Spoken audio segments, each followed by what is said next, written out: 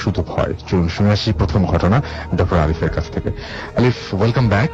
Thank you. আসসালামু আলাইকুম everybody. ওয়ালাইকুম সালাম। কেমন আছেন? Thank you so much Rasel ভাই। এই তো ভাই আছি আলহামদুলিল্লাহ। ওকে, আপনি কেমন আছেন? হ্যাঁ ভালো আছি। ওকে, আমরা চলে যাই ঘটনায়। জি রাসেল ভাই, হ্যাঁ।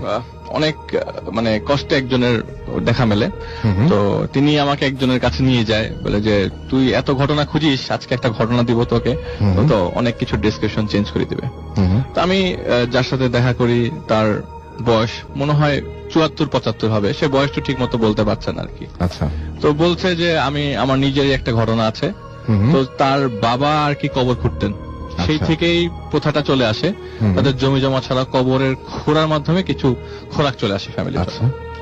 তো আপনার ঘটনা 1988 সালে বন্যার পর চারিদিকে খালি থই থই পানি পানি। আর বরিশাল হলে তো কোনো কথা, বরিশাল হলে তো কোনো কথা নেই। যে বরিশালে যে ঘটনাটা, কাউয়ারচর এরিয়াতে একটা জায়গা আছে বরিশালে, আপনার যেখানে নদী মানে আপনার যেখানে ঘাট এখন তার অপোজিটে কাউয়ারচর নামে একটা জায়গা আছে। তো এটার ভিতরে অনেক ভিতরে একটি গ্রামের ঘটনা। তো তখন আপনার 1988 সাল তো বুঝছেন, ওখানে এত সভ্যতার আলো তখনও পৌঁছায়নি। তো সে ওই অত্র এলাকার আর কি যত সব মানুষ মৃত্যু হতো, সবার কবরই তিনি খুঁড়তেন। আচ্ছা। তার বাবাও খুঁড়তো, তার বাবা মারা যাওয়ার পর তিনি খুঁড়তেন। তখন তার বয়স হচ্ছে 45 বছর। আমার পেশাই হচ্ছে এটা, এবং উনি এটাই রেগুলার করেন। জি। তো কোনো মানুষ মারা গেলে তাকে ছাড়া কবর খোঁড়া হতো না। আচ্ছা। এবং তার এত এক্সপিরিয়েন্স যে এখন যে ঘটনা বলবো রাসেল ভাই, সেই এক্সপিরিয়েন্স সবকিছুকে ধূলিসাৎ করে দেয়। আচ্ছা। তো একদিন আপনার প্রচন্ড গরম পড়েছে, তো আপনার সন্ধ্যা চলে আসছে, বিকাল গড়িয়ে সন্ধ্যা। তো সে একটি গাছের নিচে বসে রেস্ট নিচ্ছিল, বাতাসের জন্য ওয়েট করছে। যখন বাতাসটা আরাম করে বসে আছে, এমন সময় একটি লোক, মাগরিবের আজান তখন দিবে অবস্থা, একটি লোক তার কাছে আসে। এসে বলে, ভাই আমার বাড়ির মালিক মারা গেছে, ওনার কবর দিতে হবে। তো এত সুন্দর অমায়িক ভাবে বলে যে সে ওই জায়গা থেকে দাঁড়াতে বাধ্য হয়, অটোমেটিক দাঁড়িয়ে যায় সে, এবং তার পেছনে পেছনে হাঁটা ধরে। তো বলে বাড়িটা কথা বলে আপনার যে বাড়ি থেকে 1/2 মাইল দূরে। তো ওখান থেকে হাঁটা ধরে। তো হাঁটার ডিসক্রিপশন দিয়ে উনি দিল এইভাবে যে আমি যদি 2 কদম দিই, সেই লোকটি দেয় 8 কদম। তো তখন অনেক ফাস্ট হাঁটছে। তো আমি তাকে ধরার চেষ্টা করি, যতই কাছে যাই ততই সে দূরে চলে যায়। তো গ্রামের যে আইল আছে, ক্ষেতের আইল দিয়ে হেঁটে চলে যাচ্ছে। তো যে বাড়িতে ঘটনা, সেই বাড়িটি জনশূন্য, কোনো মানুষ নাই। একটি বাড়িতে মানুষ মারা গেলে সবার আগে কান্নার মানে সাউন্ড চলে আসে কানে, যে এক মহিলারা কাঁদছে। কিন্তু ওই বাড়িতে কান্নার সাউন্ড আসতেছে সেটা একজন পুরুষের। তো বাড়িতে ঢোকার পরে পুরুষ কাঁদছে। বাড়িতে ঢোকার পরে চারিপাশে গাছগাছালি, ওই ঘরটা মানে ঘরটার সামনে উঠোনের মধ্যে একটি লাশের খাটিয়া পড়া। লাশের খাটিয়াটা খোলা, এবং তিনি দেখলেন যে একটা কান্নার সাউন্ড ভেসে আসছে, এবং রুমের ভেতর ঢুকে যায়। ঘরের ভেতর ঢোকার পরে যেটা দেখে যে একটি লাশের পায়ের কাছে একজন লোক বসে কাঁদছে। এটা সেই লোক যে লোকটা তাকে নিয়ে আসছে, সেই লোকটাই পায়ের কাছে। তো তিনি দেখলো যে লাশের উপরে একটা ময়লা কাপড় লাশের উপরে আছে। তো এখন তো আমাকে মানে প্রিপারেশন নিতে হবে, লাশটাকে মানে গোসল করাতে হবে, কাফনের কাপড় পরাতে হবে। তো সে কি করে, মাথার কাছে যে মানে কৌতূহল বশত লাশটার কাপড়টা সরায়। অনেকেই লাশ মানে এটা স্বাভাবিক একটা ব্যাপার, সবাই দেখতে চায়। জি, সেই কাপড়টা সরানোর পরে রাসেল ভাই যেটি দেখে সেটি হচ্ছে এই মানুষটি যাকে নিয়ে এসছে সেই মানুষটির লাশ, এবং সেই মানুষটির পায়ের সামনে বসে কাঁদছে, এবং সেই মানুষটির চেহারা তিনি দেখছেন। এবং মানে এই জায়গায় আমি কথা বলতে চাই যে গল্পটা এখানেই শেষ নয়, এরপর আর অনেক কিছু পড়ে আছে। মানে এইটুকু গল্প আমাদের শুনলে মনে হয় যে যে নিয়ে আসছে তার লাশ, এরকম আমরা হয়তো শুনেছি, কিন্তু এর পরের অংশটুকু আমরা আসলে মানে অবিশ্বাস্য। যে রাসেল ভাই, যেটি হচ্ছে আমার নিজেরই প্রতিবার কথা বলছি, আর আমার মানে নিজেরই ভয় লাগছে কথা বলার সময়। ঘটনার সময় এক্স্যাক্টলি সে একই ফিল করেছি আমি। তো কি হলো, উনি দৌড়ে ঘর থেকে বের হয়ে গেল, উঠোনে ওই লাশের খাটিয়ার পাশে বসে মাথার মধ্যে হাত রেখে জোরে জোরে নিঃশ্বাস নিচ্ছে, বলে আল্লাহ তুমি আমাকে যা দেখিয়েছো ওইগুলি আমি দেখি নাই, এটা আমার দেখার কথা না। সে প্রার্থনা করছে, আমি এইরকম আমার ডিসক্রিপশন, আমার এতদিনের এক্সপিরিয়েন্সে এই ডিসক্রিপশন নাই, আমি কি করব এখন। সে চারিপাশে হন্ত হয়ে বেরিয়ে গেল বাড়ি থেকে। হঠাৎ করে দেখলো ওই লোকটি তার পিছনে পেছনে চলে এসছে, বলে ভাই কবর তো দিতে হবে। তো সে আবার মানে ওনার অমায়িক ভাষায় সে আবারও তার পেছনে পেছনে বাড়ির দিকে গেল, কিন্তু ভয় তো মনের থেকে যাচ্ছে না। তো সে কি করলো, আশেপাশে মানুষ খোঁজা শুরু করলো অনেক কষ্টে। কারণ ওই এলাকাটা তার কাছে একদম অপরিচিত, কিন্তু এতদিন ধরে সে ওই বাড়িতে এই এলাকায় সেরকম কখনো আসেনি এবং এই লোকটিকেও সে কখনো দেখে নাই। আচ্ছা। তো যাই হোক, সে আপনার একজন মানুষ খুঁজে পেল, তাকে জিজ্ঞেস করলো যে ভাই এখানে মসজিদ কোথায় আছে। তখন ঈশার নামাজের আজান পড়েছে। তো তখন এটা বোঝা গেল যে রাত 7টা-8টার মাঝামাঝি, আর ওই সময় রাত 7টা-8টা মানে রাসেল ভাই এখনকার অনেক রাত। তো উনি কি করলো, ওই লোকটিকে বললো যে ভাই মসজিদ কোথায়। তো সেই মসজিদে ঈশার আজান পড়ছে, মুয়াজ্জিন আজান দিচ্ছে এবং ওখানে ইমাম চলে আসছে, মোটামুটি নামাজের প্রস্তুতি শুরু হয়ে গেছে ওই জায়গায়। তো ওখানে খাদেম সাহেবকে পেল। আচ্ছা। বললো যে ভাই একজন মারা গেছে, না তো গোসল টোসল করাইতে হবে, গরম প্রচন্ড, ডেড বডিটা যত তাড়াতাড়ি কবরস্থ করা যায় তত তাড়াতাড়ি ভালো। তো সে ওই খাদেমকে নিয়ে ওই বাড়িতে যাবে। তো গেল এবং বাড়িতে গিয়ে খাদেমের, রাসেল ভাই মানে ওখানকার একটা মানুষ মারা গেলে অনেক ধরনের প্রশ্ন সবার মধ্যে জেগে ওঠে, যে কিভাবে মারা গেল, কি হয়েছে।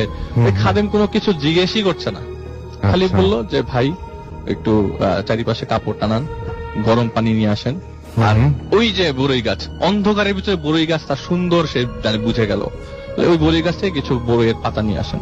আচ্ছা। আর মসজিদে যান, মসজিদে যে আপনি কিছু জিনিসপত্র পাবেন যেগুলি আমাদের লাশের গোসলের পরের জিনিসগুলো লাগে, কাফনের কাপড় থেকে শুরু করে রাসেল ভাই সবই রেডি মসজিদে। আপনি তখন বাইরে বলছিলেন আমাকে যে কাফনের কাপড়, আতর, কাফনের কাপড়, চাপাতি, সুরমা সব রেডি। আচ্ছা। মুখ সব থোকায় থোকায় মসজিদের বাইরে সাজানো, যেন সবকিছুর প্রস্তুতি নেয়াই আছে। খালি মনে হয় যে ওনাকেই দরকার, জিনিসটা এরকম হয়ে গেছে। তো উনি কি করলেন, জিনিসগুলা সব সুন্দর সাজানো পেয়ে, মানে ওনার প্রতি যত ঘন্টা বের হয় তত পার হচ্ছে তত তার মাথা খারাপ হয়ে যাচ্ছে। সে বাড়িতে আসলো এবং সব জিনিস হুজুরকে বুঝাই দিল। হুজুর মানে রাসেল ভাই বলতে গেলে গোসলের পানি যত গড়িয়ে আসে তত সুগন্ধি বেরিয়ে আসে।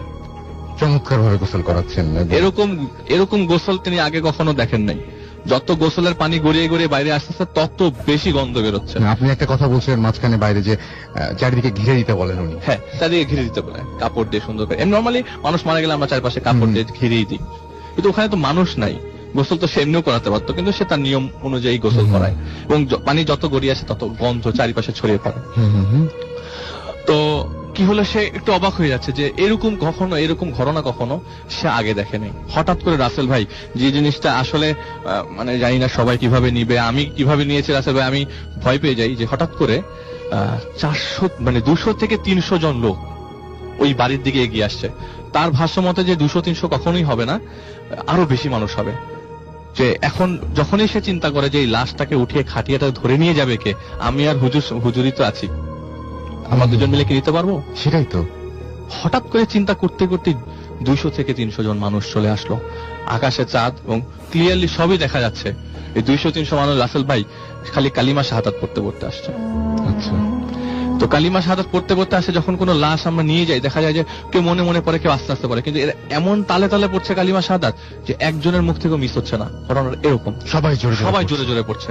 এবং কালিমা শাহাদাত পড়ে সবাই যখন কাছে আসলো, কাছে আসার পর আসলে কারোরই চেহারাই দেখা যাচ্ছিল না। মাথার টুপিটা পরিষ্কার, পাঞ্জাবি সাদা, সবকিছু ঠিক আছে, কিন্তু চেহারা কারোই পরিষ্কার না। সে কাঁধে কোদালটা কাঁধে নিল এবং লাশের সাথে সাথে চলা স্টার্ট করলো। তার ভয় তো রাসেল ভাই আস্তে আস্তে বাড়ছে, কমছে না। আমি কোথায় যাচ্ছি, আমাকে এই জায়গায় নিয়ে আসছে, আমার এটা কি আমার স্বপ্ন, আমার হ্যালুসিনেশন, এটা কি আমি নিজেও জানি না। অভিজ্ঞ একজন মানুষ, উনি কিন্তু এতদিন ধরে কাজ করছে এবং ওনার বাবাও কাজ করেছে, কারণ ওনার বাবার কাছেও তিনি এরকম ঘটনা শোনেন। রাসেল ভাই লাশ নিয়ে হাঁটছে তো হাঁটছেই, মাইলকে মাইল হাঁটছে, 4 ঘন্টা 5 ঘন্টা হয়ে গেছে, রাস্তা শেষ হয় না। কবর কোথায়? কবর তো আশেপাশে কোথাও দিয়ে দিলেই হয়তো। রাস্তা শেষ হয় না এবং এরকম রাস্তা সে আগে কখনো হাঁটে নাই। অনেকক্ষণ পরে তার কাছে মনে হয় আমি 6-7 ঘন্টা হাঁটলাম, হাঁটার পরে আমি একটা জায়গায় আসলাম, ঘুটঘুটে অন্ধকার, চারিপাশে অন্ধকার, খালি চাঁদের আলোতে আমি কিছু জিনিসগুলো বুঝলাম যে এটা একটা কবরস্থান। রাসেল ভাই অনেক বড়, ওই জায়গায় খালি থই থই পানি, মানুষ মারা গেলে দেখা যায় লাশ ভাসিয়ে দিচ্ছে, কিন্তু এই জায়গায় এত সুন্দর ফিল্ড, এত সুন্দর মাঠ, এত বড় কবরস্থান সে আগে কখনো ওই এলাকায় দেখেনি। কবর যখন ঢুকে যায় কবরস্থানে ঢোকা মাত্রই রাসেল ভাই এখন তো যাবে জানাজাতে, ঢোকা মাত্রই দেখা যায় যে ওই যে 200-300 মানুষ আসছিল পিছিয়ে পিছিয়ে, সবাই কালিমা শাহাদাত বলতে বলতে স্প্লিট আপ করে ফেলে, সব আলাদা আলাদা হয়ে 10-20 জন করে ভাগ করে মাঝখানে লাশটা চলছে, তারা ঘুরে ঘুরে যাচ্ছে কবরটার দিকে। এবং জানাজা হয়েছে ঠিক কবরটার আগে, একটু আগে। তো লাশটা রেখে যখন জানাজা পড়ে আসল ভাই সে কোদাল টোদাল রেখে অজু করতে যায়, পাশে একটি পুকুরের মতো ছিল, অজু করে আসে এবং দেখে যে ওই 200-300 লোক ইম্পসিবল, পুরো জায়গাটাতে মানুষ ভরে যায় খালি জানাজাতে, 1-2 মানুষ না, এরকম মানুষ মুহূর্তের মধ্যে শত শত মানুষ জানাজাতে চলে এসছে। এবং ওই যে খাদেম সাহেব সে নামাজটা পড়ায়, নামাজটা পড়াবার পরে লাশটিকে কবরস্থানের কাছে নিয়ে যায়, যেটা সব কিছুর ডেসক্রিপশন রাসেল ভাই চেঞ্জ করে দেয়। কবরটার পাশে লাশের খাটিয়াটা রাখা হয় এবং লাশটা উনি যেটা দেখে যে লাশটা আস্তে আস্তে গড়িয়ে কবরের মধ্যে চলে গেল। কেউ ধরেনি লাশটাকে, না হুজুরটা না সে, তার না ছিল তার কোনো আত্মীয় স্বজন। আস্তে করে লাশটা চলে যায় কবরের ভেতরে এবং কবরের ভেতরে যাওয়ার পর আমরা লাশের বাঁধনটা খুলে দিই, সে দেখে অটোমেটিক লাশের বাঁধনটা খুলে যাচ্ছে আর আস্তে করে লাশটা মাথাটা পশ্চিম দিকে কাত হয়ে গেল। এটি কে করছে রাসেল ভাই? ওনার মাথায় এগুলি কিচ্ছু নাই। সেটাই হয় আমি কিছু বলতে পারছি না, শুনছি খুব মন দিয়ে শুনছি। রাসেল ভাই বলছে যে মানে লাশের সাথে 2 ছেলে নামবে এবং সে যদি বাবা হয়, ভাই হয়, মানে ছেলে হয়, তারা কি করে লাশটাকে আপনার কবরের ভিতরে নামিয়ে দেয়। কিন্তু লাশটা অটোমেটিক কবরের ভিতরে ঢুকে গেল এবং আস্তে করে খাদেম সাহেব বলল, এই তুমি এখন চাটাই দিয়ে দাও। চাটাই তো না, কলা পাতা, বাঁশ দিয়ে দাও। সুন্দর করে বাঁশগুলো সাজিয়ে রাখলো, রাখার পর কলা পাতা দিল। আর মজার বিষয় আসলে আমি একটা জিনিস স্কিপ করে গেছি, উনি যখন কবর খুঁড়ছিল উনি একটা করে কোপ দিচ্ছে, তার কাছে মাটি আসছে 10টা কোপের মাটি, অনেক বেশি পরিমাণে, অনেক বেশি। মানে 40 মিনিট লাগে, 40 থেকে 50 মিনিট লাগে তার একটা কবর করতে, সে 2 মিনিটে কবর করা হয়ে গেছে। তো যাই হোক, ঘটনাতে চলে যাই। উনি যখন কবর দেওয়া শেষ হলো, কবর মানে কাঁধে রাসেল ভাই আবারও কাঁধে কোদাল উঠাতে এসে দেখলো আশেপাশে একটা মানুষ নাই। যখন কবরটা খোঁড়া শেষ হয়ে গেছে, সবাই লাশটাকে নামিয়ে দিয়ে গেছে এবং মুনাজাত হয়েছে, ওর মধ্যে মুনাজাত হয়ে গেছে। মুনাজাত হওয়ার পর যখন কবর মানে সে যখন কাঁধের মধ্যে কোদাল উঠালো, একটা মানুষ নাই রাসেল ভাই, জনশূন্য সেই এলাকায়। সে একা ওই কবরের পাশে হাঁটু গেড়ে বসে পড়ে এবং সারা রাত সে কবরের পাশেই ছিল, ওখান থেকে এক ফোঁটা মুভ করেনি। একটা সময় ঘুম চলে আসে, ঘুমিয়ে যায়, ঘুম ভাঙে। সকালবেলা দেখে যে তার ছেলে তাকে ডাক দিয়ে ঘুম থেকে উঠালো যে, আব্বা তুমি কই ছিলা? তুমি কি কালকে রাতের বেলা মানে শহরে গেছিলা? সে তার ছেলেকে ডিসক্রাইব করতে পারে না সে কোথায় গিয়েছিল, সে জানে না সে কোথায় গিয়েছিল, তার কাছে ভাষা নাই আমি কোথায় গিয়েছিলাম। তো রাসেল ভাই, আপনি এরকম একটা সিচুয়েশন ফেস করলে সকালবেলা চাবো জিনিসটা যদি কোথায় হয়েছে সেই জিনিসটা আবার চেক করবার জন্য। কৌতূহল আপনারও থাকবে, আমারও থাকবে, তার মধ্যেও কৌতূহল ছিল। সে কি করলো, গতকাল রাতে যে রাস্তা ধরে সে ওই জায়গায় গেছে সেই রাস্তা ধরে সে আবারও হাঁটা ধরলো। কিন্তু প্রেসক্রিপশন রাসেল ভাই সেগুলি দেয় না। সেই বাড়িতে দেখে এত মানুষ, মানে উঠোনে এত মানুষ, বাড়ি ভর্তি মানুষ। জিজ্ঞেস করলো, আচ্ছা সৈয়দ আশরাফ আলীর বাড়ি এটা না? তো ওখানকার মহিলারা বললো যে হ্যাঁ, সৈয়দ আশরাফ আলীর বাড়ি এদিক দিয়ে একটু ভিতরে, ইঙ্গিত দেখালো। তো তার আর সাহসে কুলন না, কারণ কালকে রাত্রে তিনি এই বাড়িতেই আসছিল। সে যখন মহিলাকে জিজ্ঞেস করলো, এই বাড়িতে সৈয়দ আশরাফ আলী গতকালকে মারা গেছে না? তখন এই মহিলা বলে, না না, সৈয়দ আশরাফ আলী তো মারা গেছে আজকে থেকে 20 বছর আগে। তাহলে গতকাল রাতে তার কবর ছিল কার? এত মানুষ আসলো কোথা থেকে? সে স্বপ্ন দেখেনি রাসেল ভাই, সে অরিজিনালি একটা মানুষকে গতকাল কবর দিয়েছে। হ্যাঁ, আমার কাছে এই জায়গায় সে মনে হচ্ছিল যে পুরো জিনিসটা স্বপ্ন দেখেছে, কিন্তু না, কিন্তু যে মানে কি অবস্থা হয়েছিল ভদ্রলোকের যখন উনি পুরো জিনিসটা এক্সপেরিয়েন্স করেছেন। এবং মানে ব্যাপারটা হচ্ছে যে যেই ভদ্রলোক, আচ্ছা এই ভদ্রলোক সম্পর্কে কিছু জানা গেছে যে সৈয়দ রাসেল ভাই? ওই ভদ্রলোক মাঝে মধ্যে ঢাকায় আসে, ওইখানে উনি এখন বয়স বেশি হয়। সৈয়দ আশরাফ আলী সম্পর্কে না, উনি জানেন, উনি জানতে চায়নি, উনি জানতেও চায়নি। উনি কবর খুঁড়ে ওই ডেফিনেটলি জানার কথা না, মানে জানতে চাইবে না কেউ। মানে এই ঘটনা প্রত্যেকটা মানুষ চাইবে যে এই ঘটনা আমি যত তাড়াতাড়ি পারি ভুলে যাই, আর যেন জীবনে কোনোদিন এরকম যত ভুলবো তত ভালো আমার জন্য। একদম, মানে যত ভুলবো তত বেশি ভালো আমার জন্য। কিন্তু রাসেল ভাই সত্যি, আমি একটু ইন্টারাপ্ট করলাম যে রাসেল ভাই যে উনি বলছে যে আমি যে সৈয়দ আশরাফ আলীর কবর দিলাম, আমি যদি স্বপ্ন দেখতাম তাহলে আমি দৈনন্দিন জীবনে যাদের সাথে চলাফেরা করি তাদের চেহারা দেখবো। আমি এমন একজনের চেহারা দেখবো কেন, যে কে আমি জীবনেও দেখি নাই। এটা কখনোই আমার স্বপ্ন হতে পারে না। আমি নিজের চোখে ঘটনা দেখেছি, আমি নিজে কবর দিয়েছি, আমি নিজে কাঁধে কোদাল উঠেছি, আমি সব ফিল করি। আমার হাতের মধ্যে এখনো কোদালের ছাপ। এবং সবচেয়ে বড় কথা, যিনি রেগুলার এই কাজটা করেন তার কাছে তো ভয়ের কিছু নাই। তিনি নানান ভাবে চেষ্টা করবেন যে ঘটনাটা কি ঘটেছে রাইট, সেটাই। এবং আমরা থ্যাংক ইউ ভেরি মাচ আলিফ আপনার ঘটনার জন্য। এবং আমি দেখতে পাচ্ছি যে অনেকেরই রেসপন্স ফেসবুকে আজকে অন্যদিনের চেয়ে বেশি SMS করছেন। আমরা কোনো কথা না বাড়িয়ে চলে যাচ্ছি আমাদের পরবর্তী অতিথির কাছে। আপনার নামটা প্লিজ একটু বলবেন এবং আপনি জানিয়ে দিন যে আপনি কোথা থেকে এসেছেন। প্রথমেই রাসেল ভাই থ্যাংক ইউ, আর যারা শুনছেন সবাইকে আসসালামু আলাইকুম। আমি এসেছি খিলক্ষেত থেকে, আমি ইফতি। তো আমি আজকে যে ঘটনাটা আপনাদের সাথে শেয়ার করব এটা আমার নিজের জীবনের। আমার বয়স তখন আপনার, আমি ক্লাস 8-এ পড়ি, 95 or 6 এর ঘটনা এটা। তো তখন গ্রামের এরিয়া, চাঁদপুর থেকে 25 কিলোমিটার দক্ষিণে হামচর নামক জায়গায়। তো ওইখানে খুব অজপাড়াগা, ওইখানে বিদ্যুতের আলো থেকে শুরু করে সমস্ত কিছুই খুব দেরিতে এসেছে। তো আমার ওই জায়গাটাই আমার বেড়ে ওঠার এককালীন সময় আমার বাড়ি থেকে ঠিক কয়েক কদম দূরে একটা ঘন বন ছিল। সেই বনের পাশে আমরা কখনো যেতাম না, কারণ ছিল আমাদের ওইখানে যাওয়া বারণ। আমাদের দাদি, আমাদের মা আমাকে বলে দিত যে ওইখানে যেও না, ওইখানে প্রবলেম আছে। তো বাই দ্য ওয়ে আমরা কখনো ওদিকে যেতাম না। তো হঠাৎ করে একদিন স্কুল থেকে আসতে দেখি জমি জমার মাপ হচ্ছে। তো আশেপাশে সবাইকে জিজ্ঞেস করলাম, আচ্ছা এখানে কি হচ্ছে?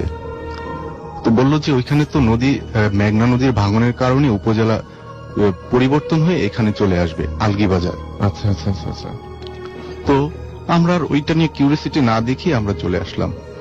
তো প্রায় কয়েক মাস ভিতরে ওইখানে একটা 4 তলা বিল্ডিং তৈরি হয়ে গেল। প্লাস্টার টাস্টার সব রং করা হয়ে গেল, সাদা হলুদ রং।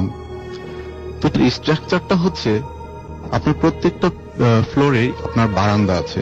বারান্দাটা রড দিয়ে রেলিং বেয়ে একেবারে ছাদে চলে যাওয়া যায়। আচ্ছা। আর সিঁড়িঘরটার বাহির থেকে দেখা যায় যে সিঁড়িঘরটা আপনি গ্লাস করা, খুব খুব খুব খুব গ্লাস করা। যেহেতু ক্লাস 7 বা 8-এ ছিলাম, তখন আমাদের গ্রুপটা খুব দুষ্ট ছিল। দুষ্ট হওয়ার কারণে আমরা প্রায় ওইখানে সামনে ছিল একটা খেলার মাঠ, আমরা ওইখানে খেলতাম। খেলতে খেলতে একসময় কি হলো, আমরা ওই ইটা মেরে আমরা ওই গ্লাসগুলো ভাঙতাম। তো তারপরে কি হতো, আমরা দেখতাম যে কার 2-1 মাস পরে এসে আবার কারা যেন এসে আবার ওই গ্লাসগুলো ঠিক করে দিয়ে যায়। তো এইভাবে চলতে থাকলো, আমরা গ্লাস ভাঙি, চলতে থাকলো। তো একদিন খেলার মাঠে আমরা খেলতেছি ওর বাসার সামনে। খেলার পরে দেখলাম আমি হঠাৎ করে আমার চোখ গেল ওই হলুদ বিল্ডিংটার দিকে। তো চোখ যাওয়ার পরে আমি দেখলাম দোতলায় বারান্দায় একটা মেয়ে সাদা ড্রেস পরে দাঁড়িয়ে আছে। তো আমি চিন্তা করলাম যে সারা দিন তো খেলি, হয়তোবা আমার এটা কোনো মানে কোনো ব্রেনের কোনো ধরনের হ্যালুসিনেশন হইতে পারে, ভুল করছে হয়তো আপনার, ভুল করছে হয়তো। জি। তো তারপরে কি হলো, আমি ওই দিন আর ওই ঘটনাটা আমি শেয়ার করলাম না আমার ফ্রেন্ডদের কাছে। ঠিক তার পরের দিনে একই ঘটনা। আমি এই ঘটনাটা খুব ভয় পেয়ে গেলাম, আসলে কি। তখন আমি চিন্তা করলাম, যেহেতু আমার এই ঘটনাটা 2 দিন ঘটলো, আমি আমার ফ্রেন্ডকে বলবো। তো তার পরের দিন আমি কি করলাম, খেলা শেষ করে পাশে ছিল পুকুরের ভিতরে সবাই, গরমকাল, আমরা পুকুরের ভিতরে হাবুডুবু খেয়ে আবার উপরে চলে এসে আমরা এক জায়গায় গোল হয়ে মিটিং এর মতো বসলাম মাঠের ভিতরে। আচ্ছা। আমাদের পিছনে হলুদ বিল্ডিং।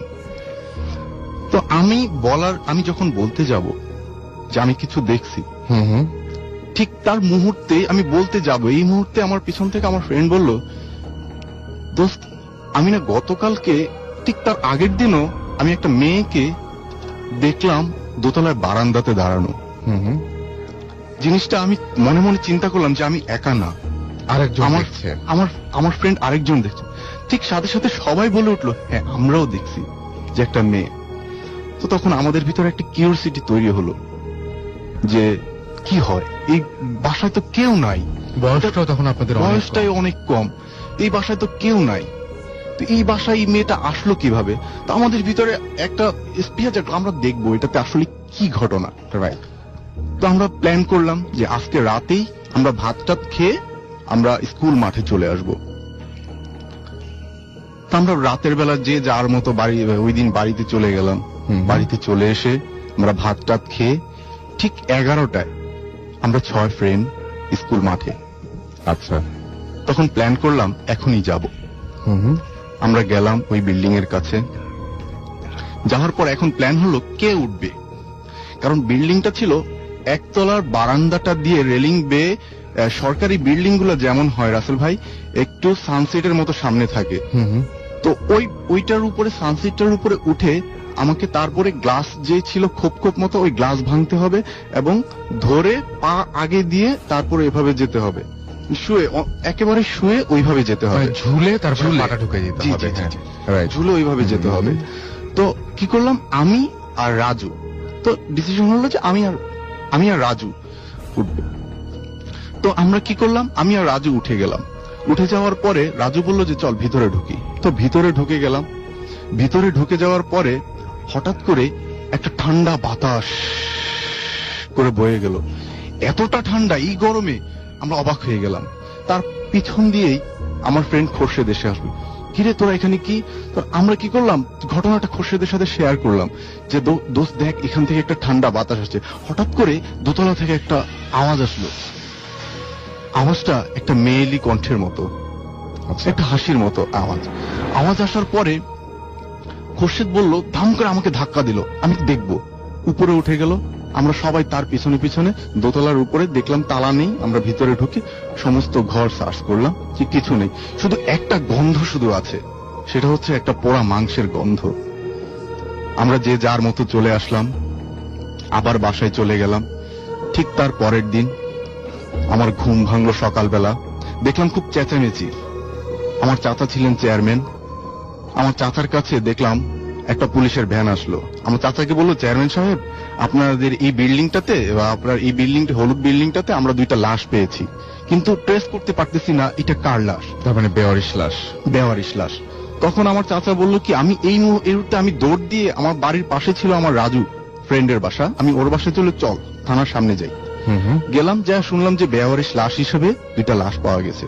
তো তার 2 দিন পরে এটা কারো কোনো পরে মাইক নামানো হইলো এলাকায়, তারপরে লোকাল পত্রিকা দেওয়া হইলো, কোনো নিউজ নাই এরা কারা। পরে তারপরে কি হলো, 2 দিন পরে বা 3 দিন পরে ওইটা বেওয়ারিশ লাশ হিসাবে থানার পাশেই কবর দেওয়া হলো। আচ্ছা। তো তারপরের দিন, আমি ওই দিনের পরে আর 2 দিনের পরে যে ঘটনা, সেটা হচ্ছে আমি রাতের বেলা ঘুমাচ্ছি। ঘুমের পরে হঠাৎ করে আমার একটা ফোন আসলো। আমার মেজো ভাই আমাকে বলল যে এই ইফতি। আমি উঠলাম, বললো যে তোর ফোন আসছে। আমি ফোন রিসিভ করতে আমাকে বললো যে আমি মনির, তুই একটু বাসার বাহিরে আয়।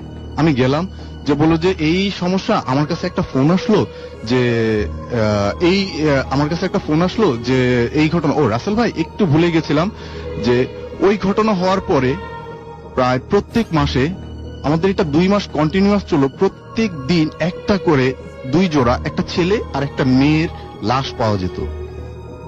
একটা খুবই মানে ভয়ঙ্কর ব্যাপার। কিন্তু প্রত্যেক দিন আপনার একটা ছেলে একটা মেয়ে, কিন্তু যখনই মাইক নাম হয়তো ছবি সহ, ইভেন আপনার কেউ কোনোদিন কোনো ট্রেস করতে পারেনি। 2 মাস চললো, প্রত্যেকটা লাশই বেওয়ারিশ লাশ হিসেবে কবর দেওয়া হতো।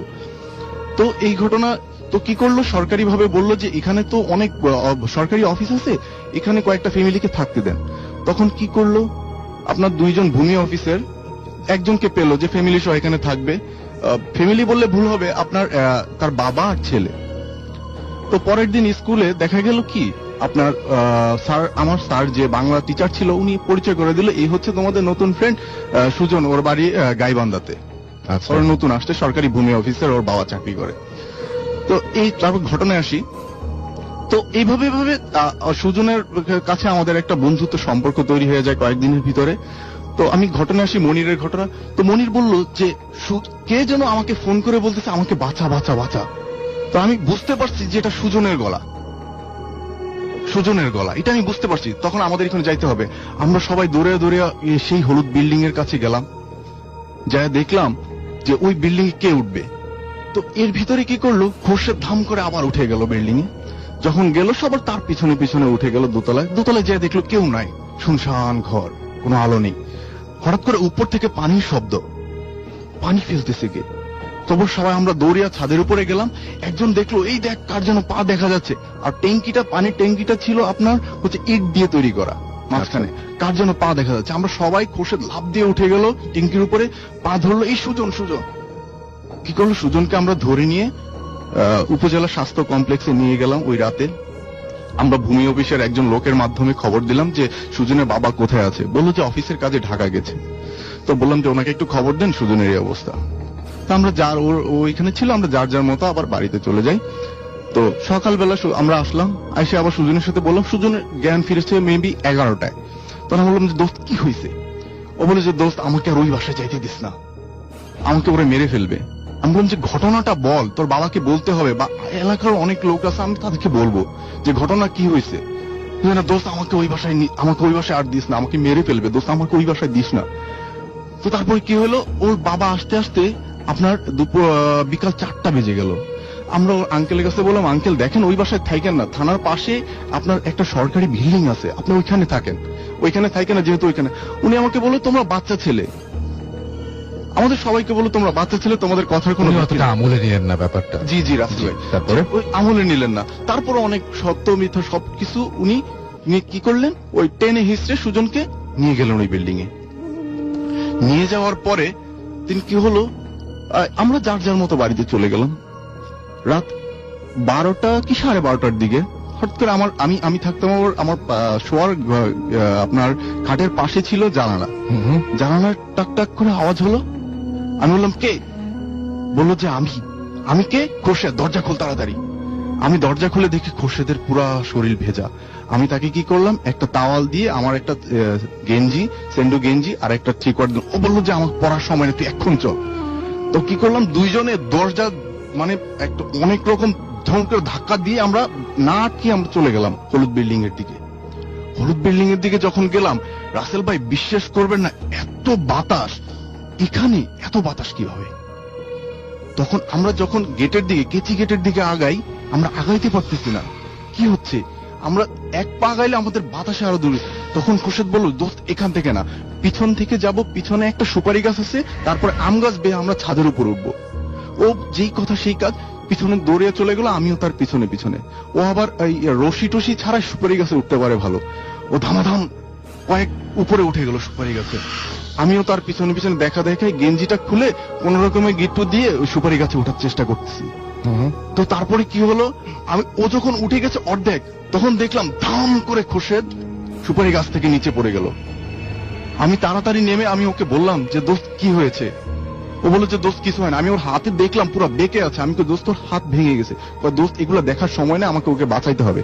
ও কি করলো, লাফ দিয়ে আবার সুপারি গাছে উঠে গেল। উঠে যাওয়ার পরে ওর পিছনে পিছনে আমি উঠে গেলাম। ও আম গাছের ডাল বেয়ে ছাদে উঠে গেল, আমি আস্তে আস্তে, ও আমার অনেকটা আগে। ও দেখলাম যে দরজাটা লাথি দিয়ে সরিয়ে ভিতরে ঢুকে যাচ্ছে, উপরের ছাদের দরজাটা সরিয়ে ভিতরে ঢুকে গেল। আমিও দৌড় দিলাম ওর পিছনে পিছনে।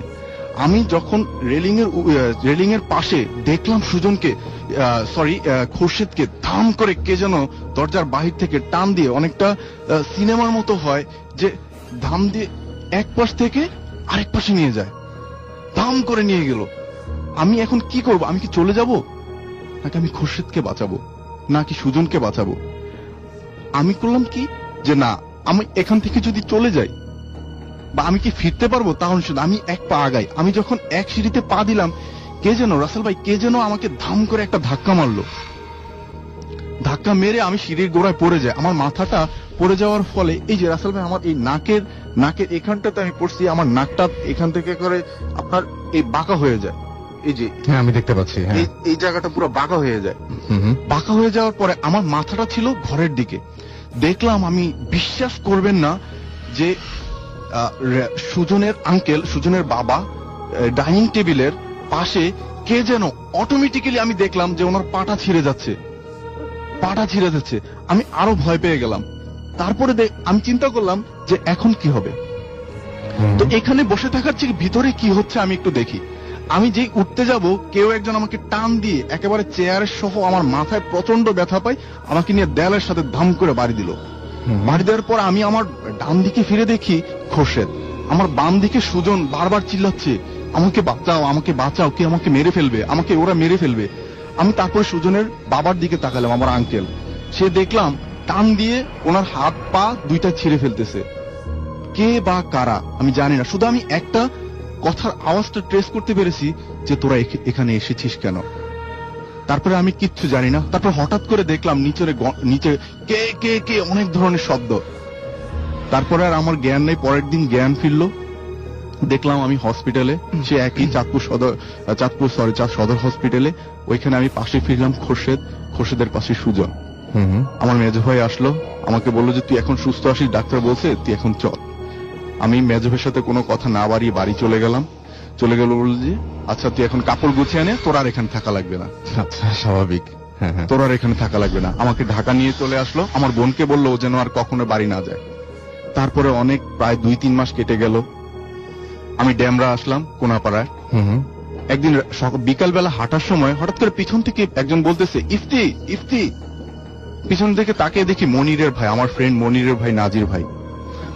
ওনার কাছে আমি পরবর্তীতে কাহিনীটা শুনি যে ওই দিন সুজনের বাবার লাশ পাওয়া গেছে, প্রত্যেকটা অঙ্গ বিচ্ছিন্ন। সুজনকে তার পরের দিন তার মামা এসে বাড়িতে নিয়ে যায়। তারপরে ওইখানে সবাই ডিসিশন, সরকারি সমস্ত অফিসে সব ডিসিশন হয় যে ওইখানে এখনই আনসারদের থাকার জন্য ব্যবস্থা করে দিবে। তারপর থেকে হুজুর টুজুর এনে ওইটাতে ঝাড়ফুঁক করে আপনার ওই বিল্ডিংটাকে আনসারদের থাকার জায়গা করে দেয়। এখন ওইখানে অনেক বিল্ডিং, এখন আর নাকি ওই ধরনের কোনো কাহিনী নাই। রাসেল ভাই, এই ছিল আমার প্রথম কাহিনীটা। অনেক ধন্যবাদ আপনাকে আপনার ঘটনার জন্য। Thank you so much. আমরা দেখতে পাচ্ছি যে আমাদের কাছে SMS তো প্রচুর আছে এবং আমাদেরকে SMS পাঠাচ্ছেন আপনারা। অভি আমাদের SMS করেছেন এবং সেটা লিখেছেন যে তিনি যেভাবে লিখছেন সেভাবে পড়ছি। সালাম নিবেন রাসেল ভাই, আশা করি ভালো আছেন। আর আপনারা ভালো থাকলে, ভালো থাকা মানে ভূত FM ভালো থাকা। এবং ভূত FM এর সকল শ্রোতা এছাড়াও আরো অনেকজনকে তিনি শুভেচ্ছা দিয়ে শুরু করেছেন তার ঘটনাটি। আজ আমি যে ঘটনাটি শেয়ার করব তা মিশরের এক লোকের কাছ থেকে শোনা। এবং সেই ঘটনাটি আমাকে আরবিতে বলেছে, আমি আমার মতো করে আপনাদের সাথে শেয়ার করছি। আমার ছোট ভাই, সে সৌদি আরবের জেদ্দা সিটির একটি গভর্নমেন্ট হসপিটালে কাজ করে। আপনারা হয়তো জানেন যে সৌদি আরবের ডেথ পেনাল্টি বা পাবলিক এক্সিকিউশন সম্পর্কে। এখানে এক্সিকিউশন বা মৃত্যুদণ্ড দেয়া হলে ওই ব্যক্তির মাথা দেহ থেকে বিচ্ছিন্ন করে ফেলা হয়।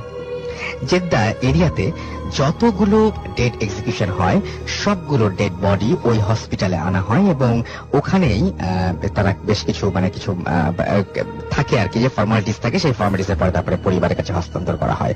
আমার ভাইয়ের কাজ ছিল ডেড বডিগুলোকে পাবলিক এক্সিকিউশনের এরিয়া থেকে আনার পর এক্সিকিউশনের কাপড় ধুলো এবং সবকিছু চেঞ্জ করে দিয়ে তার মাথা থেকে, তার বডি থেকে, মাথা থেকে ক্লিন করা এবং একটা রুমে রাখা এবং ওই ডেড বডির সকল ডকুমেন্টস রেডি করা এবং তারপরে কফিন বক্সে যার যার রিলেটিভের কাছে পাঠিয়ে দেয়া।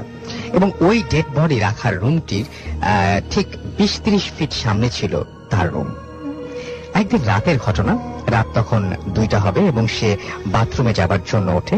বাথরুম থেকে বের হয়ে সে কিছু শব্দ শুনতে পায়। শব্দটা ঠিক ওই ডেড বডি রাখার রুমের দিকে থেকে আসছিল এবং ডেড বডি রাখার রুমের একটা পেছনের দিকে একটা জানালা আছে, সেই জানালাটা দেখা যেত এবং সেই জানালা থেকে সে দেখতে গেল যে কি হচ্ছে এবং সে ওই খোঁজ খবর নিতে গেল আর কি। এবং সে দেখতে পায় জানালার দিকে তাকিয়ে যে ঠিক ডেড বডি রাখার রুমের দরজার সামনে 3-4 জন লোক দরজা ভাঙার চেষ্টা করছে এবং লোকগুলোর শরীরের গঠন দেখতে সাধারণ মানুষের মতো ছিল না। শরীরের রং ছিল একদম কালো এবং তাদের হাইট ছিল প্রায় 8-9 ফিটের মতো এবং লম্বা শরীরে কোনো কাপড় ছিল না। এরপর সে সাহস করে জানালা থেকে চিৎকার করে উঠলো এবং চিৎকার করার সাথে সাথে ওই লোকগুলো তার জানালার দিকে ফিরে থেকেই সে দেখতে পায় যে এবং ওদের মুখে ফিরে তাকায় আর কি। যখন শব্দটা করলো, চিৎকার করলো এবং সঙ্গে সঙ্গে ওই লোকগুলো জানালার দিকে ফিরে তাকালো এবং সে দেখলো যে তাদের মুখে কোনো ধরনের কোনো চামড়া নাই। তার চামড়া যদি তুলে ফেলি আমরা শুধু মাংস দেখতে পারবো, রাইট?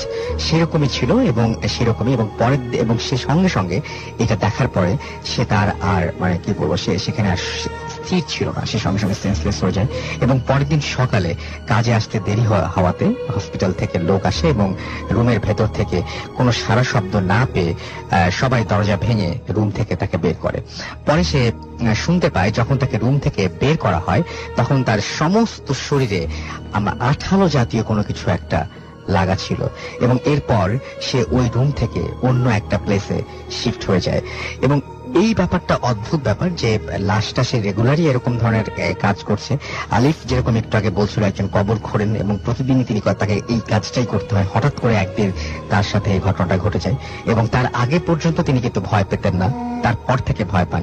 এই ভদ্রলোক রেগুলার এই লাশ নিয়েই তার কাজ এবং লাশটাকে গুছিয়ে কফিনে ওঠা পর্যন্ত তৈরি করে তারপরে সেটা পরিবারের কাছে হস্তান্তর করার কাজ তার।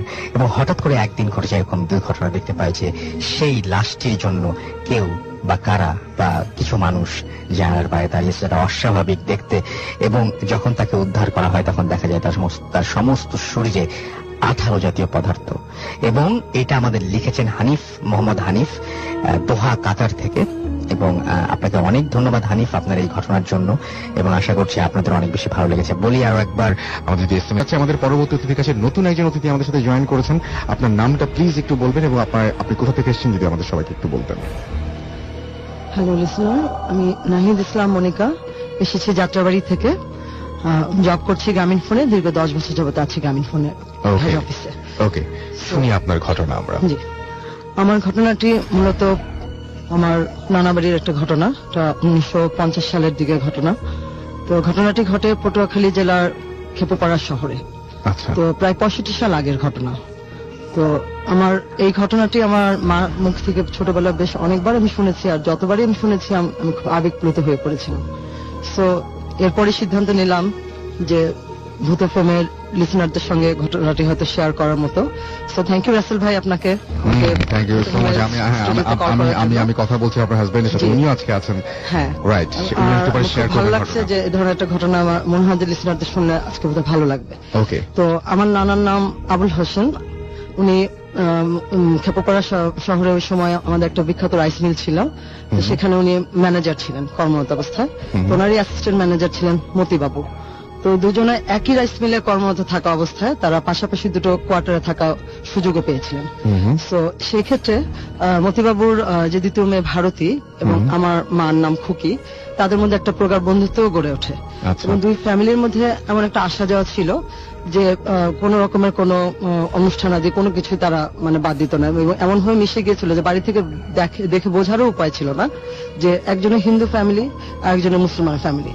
তো আজকের ঘটনাটি মূলত ভারতী আন্টির ফ্যামিলিকে নিয়ে, অর্থাৎ মতিবাবুর ফ্যামিলিকে নিয়ে। তো আমি মূল ঘটনায় চলে যাচ্ছি। মতিবাবুর ফ্যামিলিতে তাদের ফ্যামিলি মেম্বার ছিল টোটাল 8 জন। তার মা, তাদের হাজবেন্ড ওয়াইফ এবং তার 5 সন্তান। এই 5 সন্তানের মধ্যে পঞ্চম সন্তানের নাম হচ্ছে তমাল। ভারতী আন্টির এই পঞ্চম যে ভাই তমালের জন্মের সময় তার মা মারা যায় এবং সমস্ত পরিবারটি শোকের ছায়া নেমে আসে পরিবারে। তমালের দাদি বুঝতে পারে না যে ছোট একটা বাচ্চা, তাকে কিভাবে সে মা হারা সন্তান তাকে সে সামাল দিবে বা তাকে বাঁচিয়ে রাখবে। সাথে সাথে তার মতিবাবু, তারপর তার অন্যান্য নাতিরা, তাদেরকে নিয়ে খুব সে চিন্তিত হয়ে পড়ে। পরবর্তীতে যেটা দেখা যায় যে সবাই শোকটা কাটিয়ে ওঠার চেষ্টা করে এবং ভারতী আন্টির যে মা, তার মৃত্যুর পরে তার যে শেষকৃত্য, তাকে তাদের হিন্দু শাস্ত্র অনুযায়ী তার দাফন কার্য সবকিছুই তারা ঠিকভাবে পালন করে এবং মোটামুটি ভাবে তারা শোকটা কাটিয়ে ওঠে, সামনে চলার চেষ্টা করে। তমালের দাদি তমালকে যথেষ্ট লালন পালন করে দায়িত্ব নিয়ে এসে তাকে লালন পালন শুরু করলো। সবকিছু স্বাভাবিকভাবে চলছিল। হঠাৎ করে নতুন একটি ঘটনার জন্ম হলো ঠিক ভারতী আন্টির মার মৃত্যুর 2 মাস পর থেকে। মতিবাবু কর্মক্ষেত্রের প্রয়োজনে তাকে প্রায় একটু রাত করে বাড়িতে ফিরতে হতো, প্রায় 7টা-8টা। তো রাসেল ভাই যেহেতু গ্রামের ব্যাপার, ওই সময় রাস্তাঘাট গুলো 7-8টা মানে কিন্তু অনেক রাত।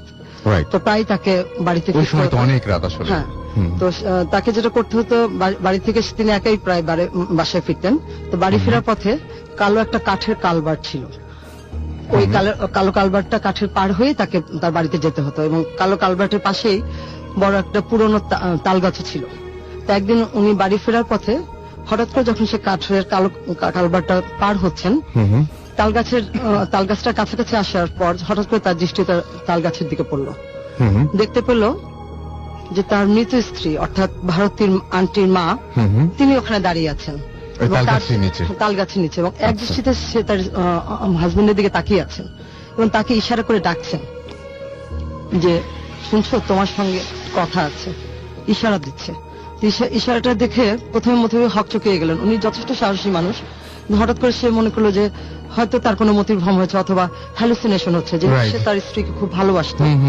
তার কাছে মনে হলো যে এটা হয়তো তার কোনো মনের ভুল। তো সে আর তার স্ত্রীকে দেখেও তা না দেখার ভান করে সে ওই দিনের মতো সে বাড়িতে চলে গেল এবং বাড়ি থেকে কাউকে কিছু বললেন না।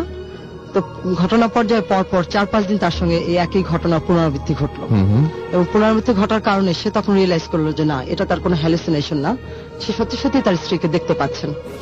এবং ঘটনার 5ম দিনে যখন মতিবাবু আবার সেই কালভার্ট পার হয়ে বাড়ির দিকে তার কাজ শেষ করে ফিরছিলেন, 5ম দিনের দিন মতিবাবুর স্ত্রী তার দিকে এগিয়ে আসলেন কথা বলার জন্য। যখন সে দেখতে পাচ্ছেন যে তার হাজবেন্ড কোনো রেসপন্স করছেন না, 5ম দিনে সে তার একটু এগিয়ে আসলো তার ওই তাল গাছের দিক থেকে তার হাজবেন্ডের দিকে, যে শুনছো তোমার সঙ্গে কথা আছে।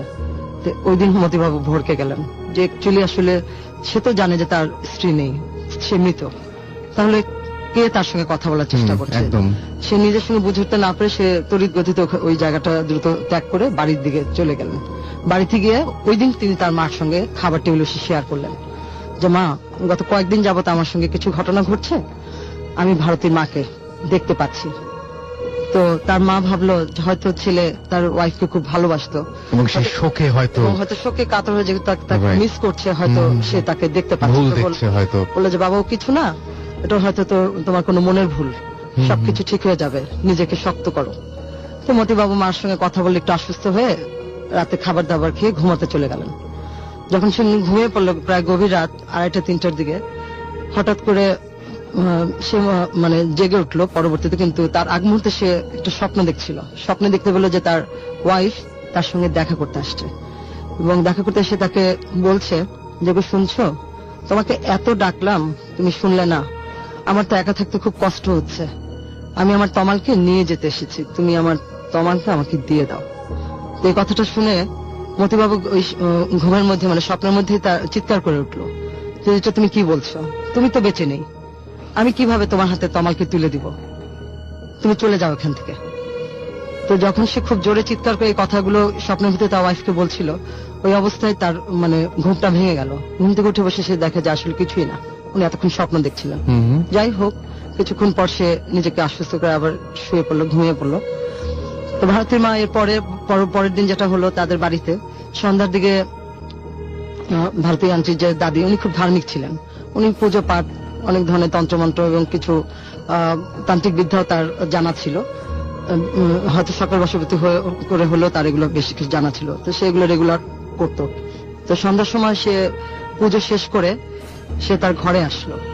তো যেহেতু তার আগের দিন তার স্বামীর সঙ্গে দেখা করলো এবং কয়েকদিন যাবতই ভারতীয় আন্টির মা চেষ্টা করছে তার হাজবেন্ডের সঙ্গে একটা কমিউনিকেশন করতে পারছে না, তো পরের দিন ওই দিন সন্ধ্যায় সে বাড়িতে এসে উপস্থিত হলো এবং ভারতীয় আন্টির দাদি যখন সন্ধ্যা পুজো শেষ করে তার শোবার ঘরে আসলো, হঠাৎ করে তার দৃষ্টি গেল জানালার দিকে, ঘরের জানালার দিকে। দেখলো যে জানালার ঠিক বাইরে একদম গা ঘেঁষে ভারতীয় আন্টির মা মানে অর্থাৎ তার ছেলের বউ দাঁড়িয়ে আছে এবং অপলক দৃষ্টিতে সে তার বিছানায় শোয়া যে তার ছোট সন্তান যাকে রেখে তিনি মারা গেছেন তমালের দিকে তাকিয়ে আছেন এক দৃষ্টিতে।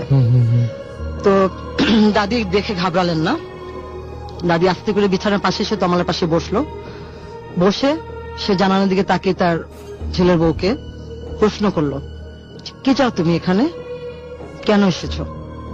তার উত্তরে সে তার শাশুড়িকে প্রত্যুত্তর দিল যে মা, এখানে আমার একা থাকতে খুব কষ্ট হচ্ছে, আমি তমালকে নিয়ে যেতে এসেছি, তুমি আমাকে দিয়ে দাও মা, আমি তমালকে নিয়ে যাব। এই কথা শোনা মাত্র দাদি ভরকে গেলেন, সে তমালকে জড়িয়ে ধরলেন এবং চিৎকার চেঁচামেচি শুরু করলেন যে কি বলছো তুমি, চলে যাও তুমি, আমি কিভাবে তমালকে তোমার হাতে তুলে দিব। তো দাদুর চিৎকারে তার বাকি নাতিরা, বাড়িতে আরো 2জন কাজের লোক ছিলেন, তারাও দৌড়ে তার ঘরে চলে আসলো যে কি হয়েছে। তো এই কথা শুনে যখন সবাই চলে আসলো, দাদি বা তার বাকি নাতি এবং কাজের যে লোক ছিল তাদের কাছে তমালকে হ্যান্ড ওভার করে সে দৌড়ে পুজো ঘরে চলে গেল। গিয়ে তার গঙ্গা জল ছিল, সে গঙ্গা জলের বাটিটা সে নিয়ে আসলো, সে কৌটোটা এনে সে সারা ঘরে গঙ্গা জলটা ছিটিয়ে দিল এবং কিছু তন্ত্রমন্ত্র পড়া শুরু করলো।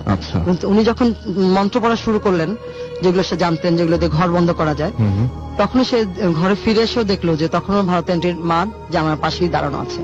কিন্তু বেশ কিছুক্ষণ মন্ত্র পড়ার পর, পানি ছিটানোর পর প্রায় ঘন্টাখানেক পরে বোধহয় সে হঠাৎ করে তাকে দেখে যে তিনি আর সেখানে নেই, চলে গেছেন। আচ্ছা। তো দাদি ওই দিনের মতো মোটামুটি সবকিছু গুছিয়ে তমালকে নিয়ে একটু সেভ করলো এবং সে সিদ্ধান্ত নিল যে না, কোন একটা সমস্যা, যেহেতু তার ছেলেও তাকে ইনফর্ম করেছে যে তার সঙ্গে দেখা দিচ্ছে এবং অলরেডি তার সামনেও চলে আসছে, তো সেখানে একটা কোনো ব্যবস্থা নেওয়া উচিত। তো তিনি করলেন কি, তাদের একজন পারিবারিক তান্ত্রিক ছিলেন যার কাছ থেকে অনেক সময় উনি অনেক সলা পরামর্শ বা কোনো বুদ্ধিশুদ্ধি করতো কোনো প্রয়োজন থাকলে, তো উনি তাকে জানালেন যে আমার বাড়িতে তো এরকম সমস্যা হচ্ছে, তো আমি কি করতে পারি। তো উনি ওনাকে কিছু ব্যবস্থা দিলেন এবং কিছু লাল সুতো পরেও দিলেন যে প্রত্যেকের হাতে, তার বিশেষ করে তার ছেলে তার নাতি তাদের সেফটির জন্য তাদের হাতে বেঁধে দেওয়ার জন্য। তো ওগুলো দাদি নিয়ে এসে সে যথাযথ ব্যবস্থা নিল এবং বিশেষ করে উনি যে ঘরে থাকতেন তমালের রুমটা তিনি বন্ধ করে দিলেন যাতে তার রুমে কোনোভাবেই যেন ভারতনাট্যের মা প্রবেশ করতে না পারে। আচ্ছা। এবং পাশাপাশি মতিবাবুর যে শোবার রুম, সেখানে সে একটা গঙ্গা জলের আলাদা একটা ছোট কলসি রেখে দিল ছেলের সেফটির জন্য। আচ্ছা। যাই হোক, যখন শাশুড়ির সঙ্গে কথা বললো ভারতনাট্যের মা কোনো সেরকম রেসপন্স পেল না, রিপ্লাই পেল না, যে তার শাশুড়িও তার সঙ্গে একমত না। পরবর্তী সে যেটা করলো, সন্ধ্যা হলেই সে তার বাড়িতে আনাচে কোনাচে দাঁড়িয়ে থাকা শুরু করলো এবং তার অন্যান্য বাকি যে সন্তানরা, যেমন ভারতী আন্টি, তার বোন সন্ধ্যা, নন্দা, তার যে আরো 2 ছেলে পেন, তাদের সঙ্গে দেখা দেওয়া শুরু করলো। আচ্ছা। বাচ্চারা হয়তো পরের টেবিলে পড়তেছে, হঠাৎ করে দেখে তার মা হয়তো দরজায় দাঁড়িয়ে আছে বা জানলায় দাঁড়িয়ে আছে। হয়তো যেহেতু রাসেল ভাই জানেন যে গ্রামের বাড়িতে টয়লেট গুলো একটু দূরে থাকে, তখন যেহেতু 50 বছর আগের ঘটনা, কোয়ার্টার গুলো থেকে টয়লেট গুলো বেশ কিছুটা দূরেই থাকতো। তো দেখা যেত হয়তো তারা যাচ্ছে সন্ধ্যার পরে, হয়তো ল্যাট্রিনে যাচ্ছে আসতেছে, ঠিক তখন হয়তো ল্যাট্রিন থেকে বের হলো, দেখতেছে কিছু দূরে হয়তো আম গাছতলার তার মা দাঁড়িয়ে আছে। বাচ্চারা দেখে তো চিৎকার করে উঠতো, দাদিকে ডাকতো, বাবা, সবাই দেখতে পেতে শুরু করলো। হ্যাঁ, সবাই দেখতে পেতে শুরু করলো। এবং এমন একটা অবস্থা যে একটা ভয়ঙ্কর পরিস্থিতি, যে তাদের রাতের বেলা চলাফেরা, খাওয়া দাওয়া, বাচ্চাদের সবকিছু একটা মানে ভয়ঙ্কর একটা ভৌতিক পরিস্থিতির মধ্যে দিয়ে তাদের চলে গেল। মানে তারা আতঙ্কের মধ্যে সবসময় থাকতো যে কখন এই বুঝি তাকে দেখে, এই বুঝি তাকে দেখে। এবং এমন ভাবে সে মানে তাদের সঙ্গে দেখা দেওয়া শুরু করলো যে তাদের দৈনন্দিন যে স্বাভাবিক চলাফেরা সেটাও বন্ধ হয়ে যাওয়ার প্রায় উপক্রম হলো। আমার মা তার বান্ধবীর সঙ্গে এতই অ্যাটাচ ছিল যে দিনের প্রায় অনেকটা অংশই, প্রায় মানে অর্ধেকটা সময় দেখা যেত তার একসঙ্গে স্পেন্ড করতো। কিন্তু এই ঘটনার পরিপ্রেক্ষিতে আমার মারও ওই বাড়িতে যাওয়াটা বেশ অনেকটা সময় বন্ধ হয়ে গেল। আমার নানি তাকে যেতে দিত না, যে কখন কি ঘটে, কখন কি হয়ে যায়, এই ভয়ে। তো যাই হোক, ঘটনা পর্যায়ে ভারতী আন্টির মা প্রায় তার হাজবেন্ডের সঙ্গে নক করতে থাকলো, কখনো সেই অফিসে থেকে বাড়ি ফেরার পথে, কখনো বা তার শোবার রুমে দেখা দেওয়া শুরু করলো। এবং যখনই সে দেখা দিত, তার মুখে একটাই শুধু উক্তি ছিল, আমার ছেলেকে আমি নিয়ে যাবো, আমার ছেলেকে তোমরা দিয়ে দাও, আমি আর একা থাকতে পারছি না। তো মতিবাবু একদিন এরকম ঘটনা পর্যায়ে চলছে বেশ কিছুদিন। একদিন মতো বাড়িতে ফিরলেন, বাড়িতে ফিরে খাওয়া দাওয়া শেষ করে ঘুমাতে গেলেন। ঘুমাতে যাওয়ার এক পর্যায়ে গভীর রাতে হঠাৎ করে তার কাছে মনে হলো কেউ যেন তার পা ধরে টানছে। আচ্ছা। পা ধরে টানার ইয়ে দেখে তার তন্দ্রা ছুটে গেল। সে চোখ মেলে তাকিয়ে দেখলো যে তার যে মৃত স্ত্রী তার পা ধরে টানছে, সে তার পায়ের কাছেই বসে আছে। তো দেখে মতিবাবু খুব বিরক্ত হয়ে উঠে বসলেন এবং পাটা ছট করে মানে তার হাত থেকে সরিয়ে ফেললেন এক ঝটকায়। এবং খুব বিরক্ত হয়ে বললেন যে কিরে, তুই আবার আসছিস আমাকে বিরক্ত করতে? তখনও তার মুখে সে একই কথা, আমি তো তোমাকে বললাম আমার একা থাকতে খুবই কষ্ট হচ্ছে, তুমি আমার ছেলেকে আমাকে দিয়ে দাও। আচ্ছা। তো মতিবাবু এবার খুব বিরক্ত ফিল করলেন, যেহেতু ঘুমের ভিতরে সেরকম পা টানাটি করে তাকে উঠিয়েছে, অনেকদিন যাবত তাকে একই কথা বলে চলছে। ওই দিন উনি যেটা করলেন যে ওনার বিছানার পাশে তার হাতের কাছে যে গঙ্গা জলের যে কলসিটা তার মা রেখে দিয়েছেন তার কাছে, ওটা সে হাতে নিয়েছে এবং নিয়ে চট করে ওখান থেকে বেশ কিছু গঙ্গা জলের পানি তার স্ত্রীকে গায়ের উপর ছিটকে দিল। যখনই তার গায়ের উপর পানিটা পড়েছে, তিনি হঠাৎ করে তার রুম থেকে গায়েব হয়ে চলে গেল এবং খুবই ক্রুদ্ধ হয়ে চলে গেল।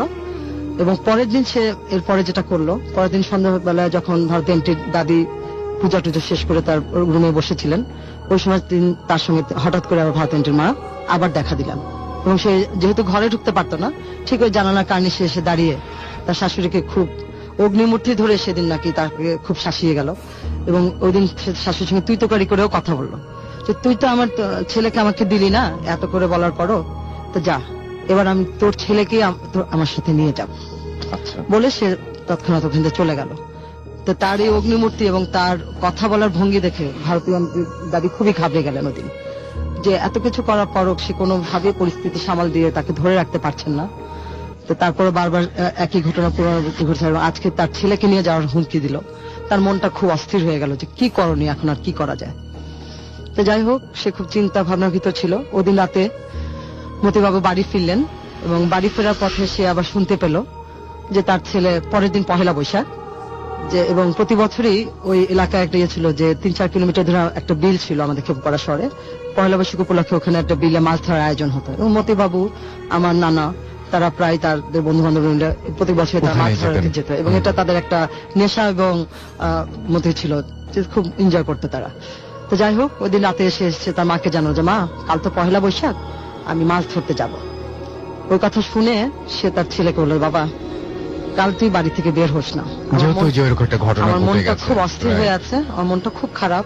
তারপর সন্ধ্যার সময় যে ঘটনা ঘটে গেল, ভারতীয় এন্ট্রির মা যে আসছিল, সে যে বলে গেছে যে অগ্নিমূর্তি হয়ে তাকে যে শাসিয়ে গেছে, সে কথাটা সে তার ছেলেকে জানালো যে বাবা তুই বের হোস না, আমার মনটা ভালো নেই। তো মতিবাবু কথাটা হেসে উড়িয়ে দিল, বললো মা তুমি ভয় পেয়েছো? ও কিছু না, ও আমাকে খুব ভালোবাসে, ও আমার কোনো ক্ষতি করতেই পারে না, ক্ষতি করবে না। আচ্ছা, যাই হোক, তো মতিবাবু পরের দিন মাছ ধরার জন্য তৈরি হলেন, বাসা থেকে সকালে বের হবেন, সবকিছু গুছগাছ চলে যাবেন। তো তার মা তখন আরেকবার শেষবার তার ছেলেকে বোঝানোর চেষ্টা করলো যাতে সে বাসা থেকে কোনোভাবেই বের না হয়, কারণ সে খুবই অস্থিরতা বলছিল, তার মন বলছিল যে কোনো একটা সমস্যা হয়তো তৈরি হবে, বা তার ছেলেকে হয়তো তার ছেলে বড় রকমের কোনো ক্ষতির সম্মুখীন হয়ে যাবে। এবং পরবর্তী সে যখন বুঝতে পারলো যে না, তার ছেলেকে কোনোভাবেই তার পক্ষে আটকানো সম্ভব হচ্ছে না, সে তখন লাল সুতোটা তার ছেলের দিকে বাড়িয়ে দিল যে বাবা অন্তপক্ষে তুই এটা হাতে বেঁধে যা, আমার মুখে দিয়ে থাকে। কিন্তু মতিবাবু সেই কথাটা উপেক্ষা করলাম, খুব বিরক্ত বোধ করলো মার এই আবদার শুনে। সে লাল সুতোটাও বাঁধলো না, এবং মার কথা অপেক্ষা করে সে রওনা হয়ে গেল মাছ ধরার জন্য। তো যাই হোক, সবাই মোটামুটি তাদের প্ল্যান অনুযায়ী চলে গেল বিলের পাড়ে মাছ ধরার জন্য, যার যার স্থানে ছিপ নিয়ে বসে গেল মাছ ধরতে। মাছ ধরছে 2-3 ঘন্টা যাবত সবাই মোটামুটি যার যার মতো কথা বলছে টুকটাক, এবং মাছ ধরার ইয়েতে সবাই ব্যস্ত রয়েছে। হঠাৎ করে প্রায় সন্ধ্যা হয়ে আসছে, এবং মাছ ধরাও প্রায় শেষ, তারা এরকম চলে আসবে এমন সময় সন্ধ্যার দিকে হঠাৎ করে মতিবাবু গঙ্গানির আওয়াজ শুনলো। আশপাশ তো নীরব, যেহেতু মাছ ধরছে সবাই মোটামুটি চুপচাপ মাছ ধরার কারণে। গঙ্গানির আওয়াজ শুনে সে আশপাশে তাকালো, আশপাশে তাকিয়ে কাউকে দেখতে না পায় হঠাৎ করে ঘাড়ের পিছন দিকটা তাকানোর পর সে দেখলো যে তার মৃত স্ত্রী অর্থাৎ ভারতীয় এন্ট্রির মা তার ঘাড়ের পিছনে দাঁড়িয়ে আছে। তো তাকে দেখে সে ঘাটটা আবার সোজা করে ছিপ ধরে বসে বলল, ও তুই আবার আসছিস আমাকে বিরক্ত করতে? তো এবার তার এই কথার উত্তরে তার স্ত্রী বলল, হ্যাঁ এসেছি, এতদিন তো এসেছি তমালকে নিয়ে যেতে, এবার তাকেই নিতে আসছে। আজ আর তাকে দরকার নেই, আজ আমি তোমাকে নিয়ে যাব আমার সাথে করে, আর আজ আর খালি হাতে আমি ফেরত যাব না। এই বলে সে খপ করে তার স্বামীর ঘাড় চেপে ধরলো শক্ত হাতে। তো মতিবাবুর সঙ্গে বেশ অনেকক্ষণ ধস্তাধস্তি হলো। দূর থেকে আমার নানা এবং তার সহযোগীরা যারা মাছ ধরছিলেন তারা দেখলেন যে মতিবাবু খুব নড়াচড়া করছেন, কিন্তু অন্য কাউকে আর তারা দেখতে পাচ্ছিলেন না, এবং অন্য কার অস্তিত্ব যে ওখানে আছে এটাও তারা দূর থেকে বুঝতে পারছিলেন না। তো ধস্তাধস্তি এক পর্যায়ে মতিবাবু হঠাৎ করে পড়ে গেলেন। তার পড়ে যাওয়া দেখে আমার নানা এবং তার সহযোগীরা দৌড়ে চিৎকার দিল যে চলো তো দেখি কি হয়েছে। দৌড়ে তারা তার কাছে চলে আসে, এসে দেখে মতিবাবু পড়ে আছে, তার মুখ দিয়ে অনবরত ফেনা বের হচ্ছে, এবং ঘাড়টা ভেঙে গেছে, ঘাড় নাড়াতে পারছে না। অবস্থা বেগতিক দেখে, যেহেতু আমার নানা ওই সময় রাইস মিলের ম্যানেজার, ওনার সহযোগীরা ছিলেন, এবং ওনারা বুঝলেন যে তাকে খুব দ্রুত সদর হাসপাতালে নিয়ে যেতে হবে চিকিৎসার জন্য। তারা একটা স্পিড বোটের ব্যবস্থা করলেন যে তাকে নিয়ে যাবে, যেহেতু ওই সময় রাসেল ভাই গ্রাম অঞ্চল খেপুপাড়া শহর অত বেশি উন্নত ছিল না, পটুয়াখালী শহরে একমাত্র একটা বড় হসপিটাল ছিল, এবং তাকে ওখানেই নিয়ে যেতে হবে দ্রুত যদি তাকে সেবা দিতে হয়। স্পিড বোটের ব্যবস্থা হলো, মতিবাবুকে ধরে স্পিড বোটে তোলাও হলো, কিন্তু স্পিড বোটে যখন তোলা হলো প্রায় ঘন্টাখানেক লেগে গেল সব অ্যারেঞ্জমেন্ট করতে, কারণ বললেই তো সঙ্গে সঙ্গে হয় না, অবস্থা তার আরো অবনতি হলো। স্পিড বোটে যখন ওঠানো হলো তখন মতিবাবু বুঝতে পারলো যে তার হাতে সময় খুব একটা বেশি নেই, তিনি মারা যাচ্ছেন, তার অবস্থা শেষ এবং সময় খুবই কম। তার সঙ্গে তার মারও আর দেখা হবে না, তার ছেলে মেয়ের সঙ্গেও আর দেখা হওয়ার সুযোগ নেই। তার অবস্থা সে বুঝতে পেরে তখন সে স্পিড বোটে থাকা আমার নানা এবং তার যে সহযোগীরা ছিল তাদেরকে জানালো যে তার মৃত্যুর জন্য আসলে আর কেউ দায়ী নয়, তার মৃত্যুর জন্য তার স্ত্রী অর্থাৎ ভারতীয় এন্ট্রির মাই দায়ী, এবং তার মার কথা না শোনার কারণে আসছে যে তার এই করুণ পরিণতি, সে কারণে সে আমার নানার কাছে বলে গিয়েছিল, তার মার কাছে ক্ষমা প্রার্থনা করেছিল সে। তো অবশ্যই সে সবার শত চেষ্টা করার পরও স্পিড বোর্ডে নেওয়ার পথে মতিবাবু হসপিটাল পর্যন্ত যাওয়া সম্ভব হসপিটাল পর্যন্ত হয়নি। তার ভাগ্যে আর হয়নি নিয়ে যাওয়া। তো শেষ পর্যন্ত তার লাশ নিয়ে আমার নানা এবং তার সহযোগীরা বাড়িতে ফিরলেন। বাড়িতে ফেরার পর ভারতী আন্টির দাদি তার ছেলের লাশ দেখে বারবার মূর্ছা যাচ্ছিলেন, যেটা কি হলো। আমার এত বলা সত্ত্বেও আমার ছেলেটা যদি আজকে কথা শুনতো, একটু যদি শুনতো, right? তাহলে আজকে আমার ছেলেটাকে এমন করুণ পরিণতির শিকার হতে হতো না। যাই হোক, যা হওয়ার তো হয়ে গেল। পরবর্তীতে যেটা হলো, মতিবাবুর শেষকৃত্য, দাফন কাজ, তার লাশ পোড়ানো এবং তার পরবর্তী যে অনুষ্ঠান, তারা সবকিছু মিলে আমার নানা তার সহযোগীরা মিলে কমপ্লিট করলো। যেহেতু পুরো বাড়িতে শোকের ছায়া, একদিকে মা হারানো, আরেকদিকে বাবা হারানো শোক, ছেলে পেলা পাগলের মতো কান্নাকাটি করছে, দাদিও বারবার অজ্ঞান হয়ে যাচ্ছিল, কিছুতেই মেনে নিতে পারছিল না তার ছেলের এই পরিণতি। যাই হোক, সবকিছু মোটামুটি গুছিয়ে আমার নানারা তার সবকিছু কমপ্লিট করে দিল। দেওয়ার পরে যেটা হলো, ওই দিন রাতে দাদি যখন ঘুমাতে গেলেন, ঘুম তার আসে না, ঘুমাতে গেলেন, একটু তন্দ্রার মতো পড়েছেন। সে সময় সে স্বপ্নে দেখলো মতিবাবু এবং তার ভারতী আন্টির যে মা, তার ছেলের বউ তার সঙ্গে দেখা করতে আসছে এবং দেখা করতে এসে তাকে দুটো কথা বলেছিল। প্রথম কথাটা ছিল যে, মা, আমি তোমার ছেলেকে আমার সাথে নিয়ে গেলাম, এখন আর আমাকে একা থাকতে হবে না, আর একটা অনুরোধ, তুমি আমার সন্তানদেরকে দেখে রেখো। এই বলে সে তার স্বামীর হাত ধরে চলে গিয়েছিল স্বপ্নের মধ্যে। এবং এরপরে দাদির ঘুম ভেঙে যায় এবং সে বুঝতে পারলো যে এটা আসলে ঘুম না, আসলে তার সঙ্গে হয়তো দেখা দিয়ে শেষ কথাটা জানিয়ে গিয়েছিল। এবং এই ঘটনার পর থেকে নিশ্চয়ই কোনো সমস্যা হয় না। এরপর থেকে রাসেল ভাই যেটা হয়েছিল যে ওই বাড়িতে ভারতী আন্টির যে মার যে অতৃপ্ত আত্মাকে আর কখনো দেখা যায়নি। ছেলেপেনগুলো তার দাদি অনেক যত্ন করে, তার মামা খালা যারা ছিল অনেকেই দায়িত্ব নিয়ে তাদেরকে লালন পালন করে তুলেছেন। সবচেয়ে মজার ব্যাপার হলো রাসেল ভাই যে যদিও প্রায় 65 বছর মানে আগের ঘটনা, ওই ঘটনার পর যেহেতু পাশাপাশি ছিল আমার নানা, তার মানে সহকর্মী ছিল, একসঙ্গে ছিলেন, তারা ওই সুবাদে আমার নানা তার ওই ফ্যামিলিটাকে যথেষ্ট সহযোগিতা করেছেন বন্ধুর ফ্যামিলি হিসেবে। এবং সেই সুবাদে পরবর্তীতে কিছুদিন পর আমার নানা এবং তমালের দাদি মানে ভারতী আন্টির ফ্যামিলি থেকে জয়েন্ট ভেঞ্চারে মানে পাশাপাশি খেপুপাড়া শহরেই দুটো জায়গা কিনে বাড়ি করা হয়। যেহেতু কোয়ার্টারে চাকরি চলে গেল, মতিবাবু নেই, আমার নানারও প্রায় রিটায়ারমেন্টের সময় গেল, পরবর্তীতে তারা দুটো জায়গা কিনে খেপুপাড়া শহরেই বাড়ি করলেন। এবং স্টিল নাও খেপুপাড়া শহরে প্রতিবেশী হিসেবে তমাল কাকারা আছেন এবং নানা তো নেই, আমার যে ছোট মামা গোলাম দস্তগীর, উনিও পাশাপাশি প্রতিবেশী হিসেবে একই জায়গায় ওনার বসবাস করছেন খেপুপাড়া শহরে। আপনি ঘটনাটা কার কাছ থেকে শুনেছেন? আমি এই ঘটনাটা আমার মার কাছ থেকে শোনা এবং পরবর্তীতে যখন আরেকটু বড় হলাম, আমার বয়স যখন 10-12 বছর, তখন ভারতী আন্টির মুখ থেকেও আমার একবার শোনার সুযোগ হয়েছিল। এবং উনি এখনো আছেন, তমাল কাকাও এখন যথেষ্ট মানে বড় একজন মানুষ, ওনারও ফ্যামিলি আছে, বাচ্চা কাচ্চা আছে এবং খুব ভালোভাবেই আছে। আপনারা যদি কখনো যেতে চান রাসেল ভাই খেপুপাড়ায়, এবং এই ঘটনাটা এত প্রচলিত, এই ঘটনা এখনো অনেক জ্বলন্ত মানে মুখে মুখে মানুষের কাছে এই ঘটনাটা আছে এবং আমার মাও একজন সাক্ষী। আমি আপনাদের সেই আন্টি এখনো মা আছে, মাঝে মাঝে বলে এবং ভারতী আন্টিদের সঙ্গে কথা হয়। তো থ্যাংক ইউ রাসেল ভাই এবং থ্যাংক ইউ লিসনারদেরকে যারা ধৈর্য ধরে আমার গল্পটি শুনলেন। Thank you. অনেক চমৎকার ভাবে বলেছেন আপনি এবং সবচেয়ে বড় কথা, যারা আগ্রহী আছেন, আমি জানি যে ভূত এফএম যারা শুনছেন এই মুহূর্তে তারা অনেকেই আগ্রহী আছেন, অনেকেই এরকম ধরনের ঘটনা নিয়ে খোঁজ করতে পছন্দ করেন। তাদের জন্য তো খেপুপাড়ার অ্যাড্রেস উনি দিয়ে দিলেন, খুবই প্রচলিত।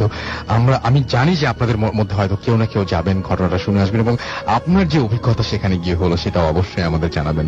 সরাসরি ঘটনাতেই চলে যাচ্ছি। আমাদের সঙ্গে এখন জয়েন করছেন ডক্টর আলিফ এবং ডক্টর আলিফের কাছে আমরা পরবর্তী ঘটনায় যাব।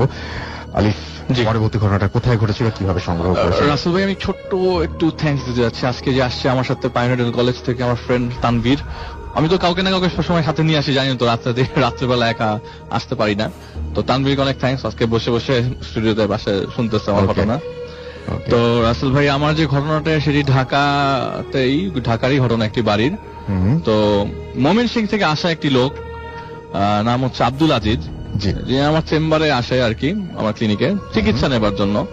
তো কোনো না কোনো কথায় আমি একটা পর্যায়ে তার কাছ থেকে এই ঘটনা বের করে ফেলি, অনেকক্ষণ কথাবার্তা বলে উনি আমার সাথে। তো এই ঘটনা ঘটে হচ্ছে 1984 সালে রাসেল ভাই। সে যখন ঢাকা এসে প্রথম আসে, তো আসার পরে ঢাকা থেকে ময়মনসিংহ যাওয়ার ব্যাক করার তার কাছে কোনো টাকা পয়সা ছিল না। তো চাচ্ছিল যে ওই দিন কিছু টাকা ইনকাম করে ময়মনসিংহে ব্যাক করবে। আচ্ছা। তো ধানমন্ডিতে মানে তখন কাঁঠাল বাগান তো আপনারা সবাই চেনেন, তো কাঁঠাল বাগানের ওইদিকেই আশেপাশে গ্রিন রোডের দিকে তখন এত সুন্দর ছিল না। তো ওই জায়গায় দাঁড়িয়েছিল একটা দোকানের, পানের দোকানের সাথে দাঁড়িয়েছিল। তো এমন সময় একটা লোক তার কাছে আসলো, বললো যে আপনি কি কাজ খুঁজতেছেন? তখন তিনি বললো যে জি আমি একটি কাজ খুঁজতেছি। বলে একটা বাড়ি আছে, বাড়ির কেয়ারটেকার লাগবে, আপনি কি হতে চান নাকি? আচ্ছা। তো তার কাছে জিনিসটা ফ্রুটফুল মনে হয় তখনই যখন তিনি ওই বাড়ির কাছে যান। তো বললো যে হ্যাঁ আমি বাড়িতে থাকতে পারবো।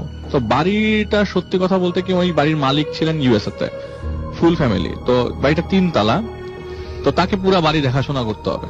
কারণ ওই যে লোকটা আসছে তার সাথে সাত্তার নাম, সেই সাত্তার বলছে যে আমি একা পারি না, আপনাকেও সাথে থাকতে হবে আর কি। আচ্ছা। তো কাজ ভাগ করে নেয় এবং যেটি যথারীতি 1984 সালে কাজ ভাগ করে নেয় যে আমি মানে উনি কখন রাতে দিবে কখন সকালে দিবে তারা নিজেদের মধ্যে মিউচুয়াল করে নেয়। তো যেদিন ঘটনা ঘটে সেদিন ভর দুপুরে, তো তার দায়িত্ব ছিল যে 3 তলায় যে মালিকের বাড়িটা মানে মালিকের যে ফ্ল্যাটটা সেটা পরিষ্কার করতে হবে। নিচতলা এবং দোতলা পুরোটাই খালি জায়গা, মানে কোনো বাসাতে উনি আসার পরে কোনো মানুষকে থাকতেও দেখেননি, ওই বাসাতে কেমন মানুষ ভিজিট করতেও আসেনি, সত্যি কথা বলতে। তো দোতলা এবং 3 তলা পুরো খালি, নিচতলা এবং দোতলা। 3 তলাতে মানে মালিকের আসবাবপত্র যা আছে সেগুলি প্রতি সপ্তাহে পরিষ্কার করতে হতো। আচ্ছা। তো ঘটনার দিন বলি, সেদিন ওই পাশে একটা ছেলে আছে, সেই ছেলেটা প্রতিদিনই এসে ওই বাড়ির 3 তলাটা পরিষ্কার করতো। তো সে প্রতিটা রুম দেখে দেখে পরিষ্কার করছে। তো ওই ফ্ল্যাটটি খুলে দরজাটি খোলার পরে করিডোরের পাশে ড্রয়িং রুম থেকে একটা রুম পরেই যে রুমে ঘটনাটি তিনি কখনো দেখবেন বলে মনে করে নাই, তো সেটি দেখে ফেলেছেন। তো ওই রুমের মধ্যে একটি হরিণ, আপনার দেয়ালের কাঠের একটি হরিণ দেয়ালে ঝুলানো ছিল। তো হরিণের কিছু ধারালো শিং, মোস্ট ইম্পর্টেন্ট কথা হচ্ছে শিং থেকে একটি মাথা ঝুলছিল। আচ্ছা। তো মাথা থেকে টপ টপ করে রক্ত পড়ছে এবং একটি ট্যাপের মধ্যে টপ টপ করে যেরকম ভাবে রক্ত মানে পানি পড়ে ঠিক একই ভাবে রক্ত পড়ছে এই মাথা থেকে অনবরত।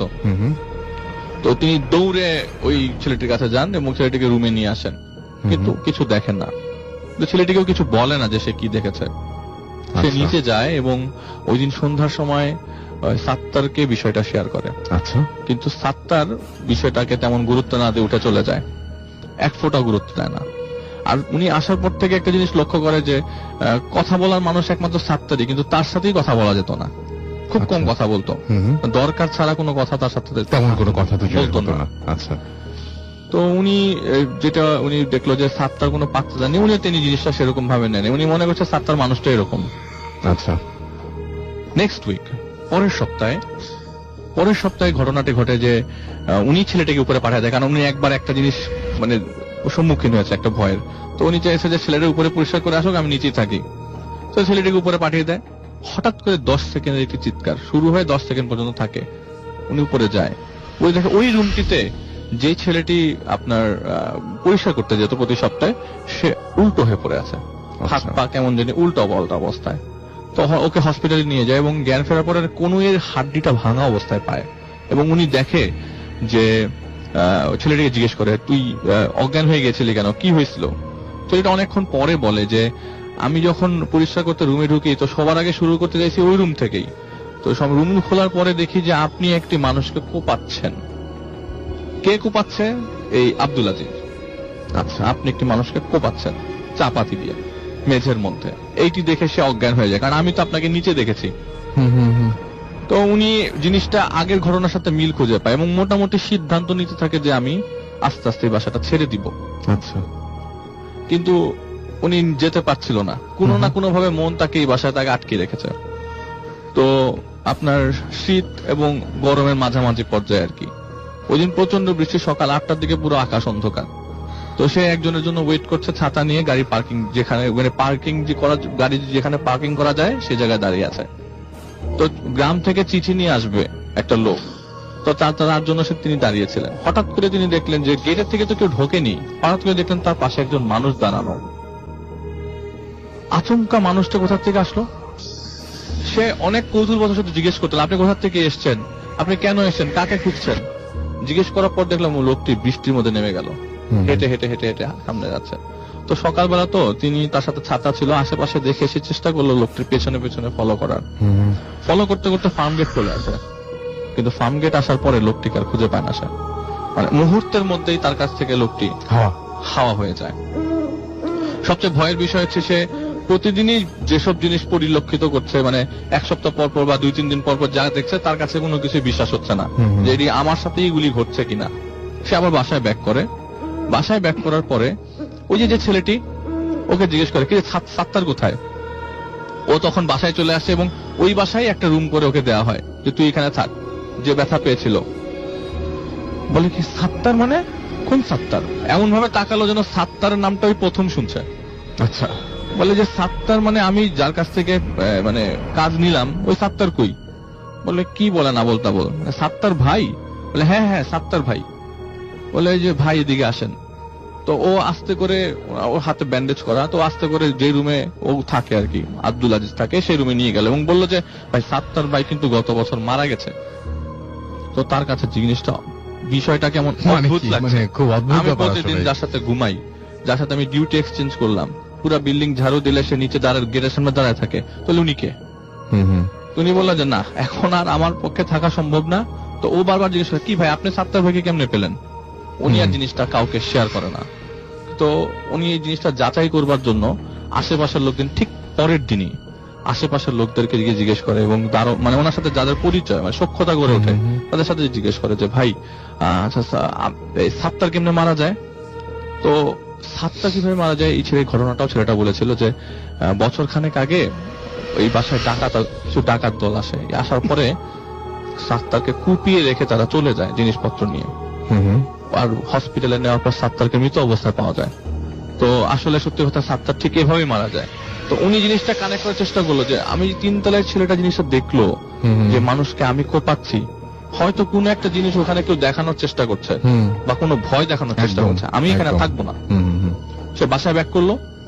বাসায় ব্যাক করার পর তার সাথে সাত্তারের সাথে গেটে দেখা, সাত্তারের সাথে গেটে দেখা এবং বললো, সাত্তার বললো কই যান? বলে ভাই আমার গ্রামে যেতে হবে। উনি প্রচন্ড বুদ্ধিমান। আমার গ্রামে যেতে হবে, আমার বাড়িতে বউ অসুস্থ। তো তিনি ব্যাগ ট্যাগ গোছাতে থাকেন, মানে যেভাবে পারেন ঠিক সেভাবে গোছাতে থাকেন। হঠাৎ করে একটি সাউন্ড আসলো, ঠিক ওই যে আসলে বললাম প্রথম দিন সেকেন্ড দিন যে 10 সেকেন্ডের একটি সাউন্ড, ঠিক একই রকম একটি সাউন্ড আসলো উপরে। তিনি 3 তলায় গেলেন, ছাদের উপরে মানে 3 তলায় ওই ফ্ল্যাটে গেলেন। ফ্ল্যাটে যাওয়ার পর দেখে যে ওই হরিণের শিঙের মধ্যে ওই যে ছেলেটি পরিষ্কার করতো সেই ছেলেটি ঝুলছে, গলা সহ আটকে ঝুলছে এবং ছেলেটি মারা গেছে। এটা দেখার পরে পুলিশ আসে। পুলিশই কেস আপনার পুলিশ তো কেস করে, কারণ ওনাদের বাসায় কেয়ারটেকার, ওনাদেরকে তো নিয়ে যাবে থানায়, অবশ্যই নিয়ে যাবে থানায়। এবং পুলিশ দেখে যে যেসব মানে আলামত পুলিশ পায় ওইসব আলামতের সাথে এইসব মানুষগুলো রিলেটেড হতে পারে না। আচ্ছা, যে অবস্থায় ওকে নিয়ে ওই মুহূর্তে সে এমনি তো বাসায় ছিল না।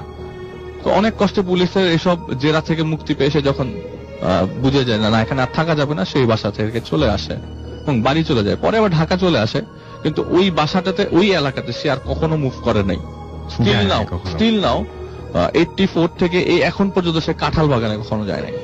আমি ওখানে আর কখনো যাব না।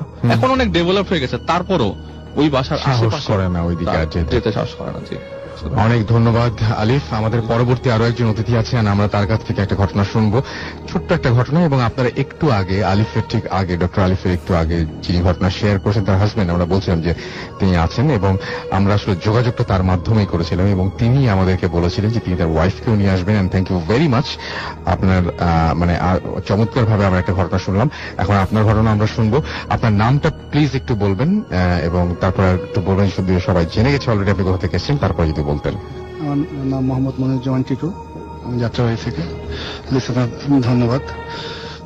আমি যে ঘটনাটা বলবো এটা আমার ফ্যামিলি হুজুর মোহাম্মদ ফজলুল ইসলাম হুজুর সাহেব আজকে এখানে আসছেন। তা উনি আমার বাচ্চাদেরকে পড়ান। হঠাৎ করে উনি পড়াতে আসলেন না। তা আমি ফোন করে জানতে পারলাম যে ওনার বড় ভাই তৌহিদ সুলাইমান মারা গেছেন, যার কারণে উনি গ্রামের বাড়িতে চলে যায়। তা আমি ভাবলাম যে উনি হয়তো 4 দিনের মিলাদের পরে আসবে বাড়ি থেকে, কিন্তু ওনাকে আমি পরের দিন দেখি যে ঢাকা চলে আসছে, আমার বাসায় পড়াতে আসছে এবং ওনার চোখে মুখে খুবই একটা আতঙ্কের ছাপ আমি দেখতে পাই, ভয়ের। তখন তাকে আমি জিজ্ঞেস করি যে আসলে মূল ঘটনাটা কি। তখন আমি জানতে পারি যে তাদের মূল ঘটনা হলো সরঙ্গা বাজারে সিরাজগঞ্জের শরণগা বাজারে তাদের একটি সবজির দোকান আছে। ওখানে তাদের প্রায় 2 ফ্যামিলি মিলে প্রায় 8-10 বছর ধরে ওই দোকানটা তারা করতো। এবং প্রায় আপনার ভালো বেচা কিনা হতো ওই দোকানে, এবং ওইটা দিয়ে তাদের সংসার খুব ভালো মতোই চলতো। আচ্ছা, আমাদের তৌহিদুল ইসলাম হুজুরের যে বড় ভাই সুলেমান, সে তার ওয়াইফ এবং 3 বাচ্চা নিয়ে ভালোই ছিলেন, সুখে শান্তিতে কাটাচ্ছিলেন। গত ফেব্রুয়ারি মাসের 5 ফেব্রুয়ারি রাত 3টার দিকে হঠাৎ করে সে একটা দুঃস্বপ্ন দেখে জেগে ওঠে।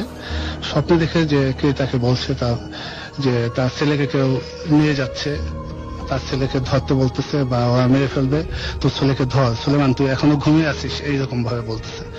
সে ঘুম থেকে জেগে দ্রুত ছেলের বিছানায় গেল, যে দেখে ছেলে ঘুমিয়ে আছে এবং ছেলে ঠিকঠাক মতো আছে। তখন সে তার বিছানায় আবার ঘুমাতে গেল এবং তার ওয়াইফকে তার ঘটনা বললো। ওয়াইফ বললো যে ও কিছু না, তুমি ঘুমিয়ে বলো, স্বপ্ন দেখছো, দুঃস্বপ্ন দেখছো। তো সুলেমান বিছানায় যাওয়ার পর তার ঘুম আসছিল না, সে কি এক অস্বস্তিতে তার সময় কাটাচ্ছিল। তো ঘুম যখন আসতেছিল না, সে একটু বাইরে হাঁটতে গেল এবং পরের দিন সে আবার ধানের বীজ বিক্রি করতে যাবে হাটে। তো সে বাইরে হাঁটতে যেয়ে তো অনেকক্ষণ যাবৎ সে ফিরে আসলো না। না আসায় তার ওয়াইফ তাকে খুঁজতে বের হলো। প্রথম বাথরুম, বাড়ির উত্তর পাশে বাথরুম, সেখানে গেল, পেল না। দক্ষিণ পাশে যেখানে ধানের মজুদ, বীজের মজুদ, সেখানে গেল, সেখানেও তাকে পেল না। বাড়ির কাছে একটি নদী আছে, নদীর ওখানেও তাদের একটি বীজতলা আছে, ওখানেও তাকে খুঁজতে গেল, কিন্তু ওখানেও তাকে পেল না। তখন সে দ্রুত বাড়িতে ফিরে আসলো, এসে তার সুলেমানের ছোট ভাইদেরকে জাগিয়ে তুললো এবং বললো যে তোমার ভাইকে তো খুঁজে পাওয়া যাচ্ছে না। তখন সবাই মিলে দৌড়দৌড়ি করে খুঁজতে বের হলো এবং বাড়ির আশেপাশে সব জায়গায় তাকে খুঁজলো, কোথাও পাচ্ছিল না। এমনকি বাড়ির যেখানে চুলোর ছাই ফেলা হয় দক্ষিণ পাশে, ওখানেও কিছুক্ষণ আগে খুঁজে গেছে, কিন্তু ওখানে তাকে পায়নি। কিন্তু আজানের পর তাকে পাওয়া গেল যে বাড়ির উঠানের পাশে যেখানে ছাই ফেলা হয় সেখানে সে মরে পড়ে আছে। এবং তাকে বাসায় নিয়ে এসে পরীক্ষা নিরীক্ষা করে দেখা গেল তার গলায় 2টো কালো দাগ ছাড়া আর কোনো দাগই তার ছিল না। এরপর সুলেমানের কালো দাগটা কেমন ছিল, মানে বোঝা যায় যে কিছু? হ্যাঁ, 2টা দাগ দুপাশে, ঠিক আঙ্গুলের দাগের মতোই আর কি। আচ্ছা আচ্ছা। কিন্তু মানুষকে যেরকম হত্যা করলে, যেভাবে গলা টিপে হত্যা করলে যেরকম পুরো গলায় দাগ থাকে, এরকম না, দুপাশে 2টা দাগ। তখন যাক তার কৃতকার্য সম্পূর্ণ হলো মুসলমান নিয়মে। এরপরে 4 দিনের মিলাদের দিন আসলে তার ঘটনা, মৃত্যুর রহস্য উন্মোচন হলো। সুলেমান খুব নামাজি এবং ধার্মিক এবং খুব ভালো লোক থাকায় গ্রামের সকল লোকই তার বাড়িতে আসলো, মিলাদে অংশগ্রহণ করলো। তো সুলেমানের এক ভাগ্নি ছিল, সেও অংশগ্রহণ করলো মিলাদে। তার বয়স আনুমানিক 30 বছর, বিবাহিত। তো সে আগে জিন দেওয়া প্রদেশ ছিল এবং কবিরাজ তাকে একটা তাবিজ দিয়েছিল এবং তাকে নিষেধ করা ছিল যে কোনো মৃত ব্যক্তির বাড়িতে যেন সে না যায়, গেলে তার তাবিজের গুণাগুণ নষ্ট হয়ে যাবে। তা ওই মিলাদের দিনই সন্ধ্যাবেলা সে আবার প্রদেশ হয়ে পড়ে। তা হয়ে পড়লে তখন তাকে কবিরাজ দেখা হয়, তাকে সুস্থ করা হয়। সুস্থ করা হওয়ার পরে সবাই স্বাভাবিকভাবে গ্রামের মানুষের একটা উৎকণ্ঠা থাকে যে সে কিভাবে মারা যায় সুলেমান। তখন তারা তাকে জিজ্ঞেস করে হুজুরকে, যে কবিরাজকে, যে হুজুর আপনি জিনকে বলতে পারবেন যে কিভাবে মারা গেছে সুলেমান? তখন সে অপেক্ষা করে এবং সে বলতে পারে যে হ্যাঁ, সুলেমান কিভাবে মারা গেছে এটা বলা যাবে। তা সুলেমান মারা গেছে, তাকে জিন 4 জন হিন্দু জিন তাকে গলা টিপে হত্যা করছে এবং সুলেমানই প্রথম ব্যক্তি না, এর আগে আরো 3 জনকে তারা হত্যা করছে। এটা কিভাবে? তখন তখন বলল যে সুলেমানের তালই, সুলেমানের শ্বশুর, সুলেমানের বাবা এবং পর্যায়ক্রমে এই দোকানটা যারা 8-10 বছর যাবৎ দোকানটা পরিচালনা করে আসছিল, লাস্ট ব্যক্তি সুলেমান। তার মানে ওই দোকানটা নিয়েই আসলে সমস্যাটা। ওখানেই প্রায় 40-50 বছর যাবৎ তারা ওই দোকানে ওই জিনরা বসবাস করে। এখন তাহলে এই যে মানুষ যে মারা গেল, তারপরে তারা দোকানটা নিয়ে তারা কি ডিসিশন নিল? এখন ব্যাপারটা হলো যে সুলেমানের বাবা তালই যারা ছিল, এরা তো বয়স্ক ছিল, যার জন্য তাদের মৃত্যুটা হয়তো অন্যরকম মনে করছে। এই যে সুলেমান মারা যাওয়ার পরে তখন জিনরা আরো বললো যে সুলেমানকে তারা মারার জন্য অনেকদিন ধরে তাকে ওই দোকান থেকে সুলেমান যখন রাতে বাড়ি ফেরে তখন তাকে ফলো করে। অনেক সময় সাথে লোকজন থাকে, এই জন্য তাকে আক্রমণ করতে পারে না। কিন্তু ওই দিন সুলেমানকে তারা ওইভাবে পেয়ে যায় সহজভাবে, তখন তারা আক্রমণ করে এবং তাদের উদ্দেশ্য ছিল যে সুলেমানকে মেরে তাদের বাড়ির যে পুকুর মাটির নিচে গেঁথে রাখবে। কিন্তু সুলেমান তাদেরকে অনেক কাকুতিমিনতি করে অনুরোধ করে তার লাশটা তারা বাড়ির কাছে ফেলে রেখে যায়, যাতে লাশটা তার ফ্যামিলি পেতে পারে আর কি। তারপরে বাড়ির যারা লোকজন আছে এরা চিন্তা করলো যে এই দোকান, এবং আরো বললো যে জিনরা যে এই দোকান যে করবে তাকেই তারা হত্যা করবে, তাদের যেহেতু ডিস্টার্ব হবে। এবং তখন তারা মনে করলো যেহেতু গ্রামের ব্যাপারটা যাতে না ছড়াতে পারে, খুব দ্রুত দোকানটা বিক্রি করে দেবে তারা। এবং এখন পর্যন্ত দোকানটা তারা বিক্রি করার চেষ্টা করছে, কিন্তু বিক্রি করতে পারেনি। ওকে, অনেক ধন্যবাদ আপনাকে আপনার ঘটনার জন্য, অনেক ধন্যবাদ। এবং আপনারা সবাই মিলে, আপনাদের পরিবারের সবাই মিলে অনেক দূর থেকে অনেক কষ্ট করে এত রাত্রে এসছেন, এবং এই জন্য আপনাদের অনেক ধন্যবাদ। এবং এই মুহূর্তে রয়েছে একটা ইমেলটা পড়ে ফেলি, হাতে যে একটু সময় আছে, যে সেটুকু সময় আপনাদেরকে উপহার দিয়ে আরেকটা দারুণ ঘটনা লিখছেন। হ্যালো বাংলাদেশ, হাই রাসেল দা, আমি এটা হচ্ছে সাবি ফ্রম কলকাতা, ইন্ডিয়া। এবং তিনি বলেছেন আমি জাস্ট ফিউ ডেজ আগে আমি এক ফ্রেন্ডের অ্যাডভাইসে ভূত এফএম শোনা স্টার্ট করেছি, অ্যান্ড মোর দ্যান 50 এপিসোডস আমি শুনেছি, এবং রিয়েল স্টোরিগুলো আমি সত্যি এই শো অনেক অ্যাডমায়ার হয়ে গেছি। এবং এভরি নাইট রাতে শুয়ে ভূত এফএম তিনি শোনেন, এবং তিনি বলছেন যে আমি একটা স্টোরি পাঠালাম যেটা 100% রিয়েল স্টোরি, এটা আমাদের ফ্যামিলিতে ঘটেছে। এবং ইনসিডেন্টটা যেখানে ঘটে সেটা হচ্ছে কয়েক বছর আগে আমার মাইমার সাথে।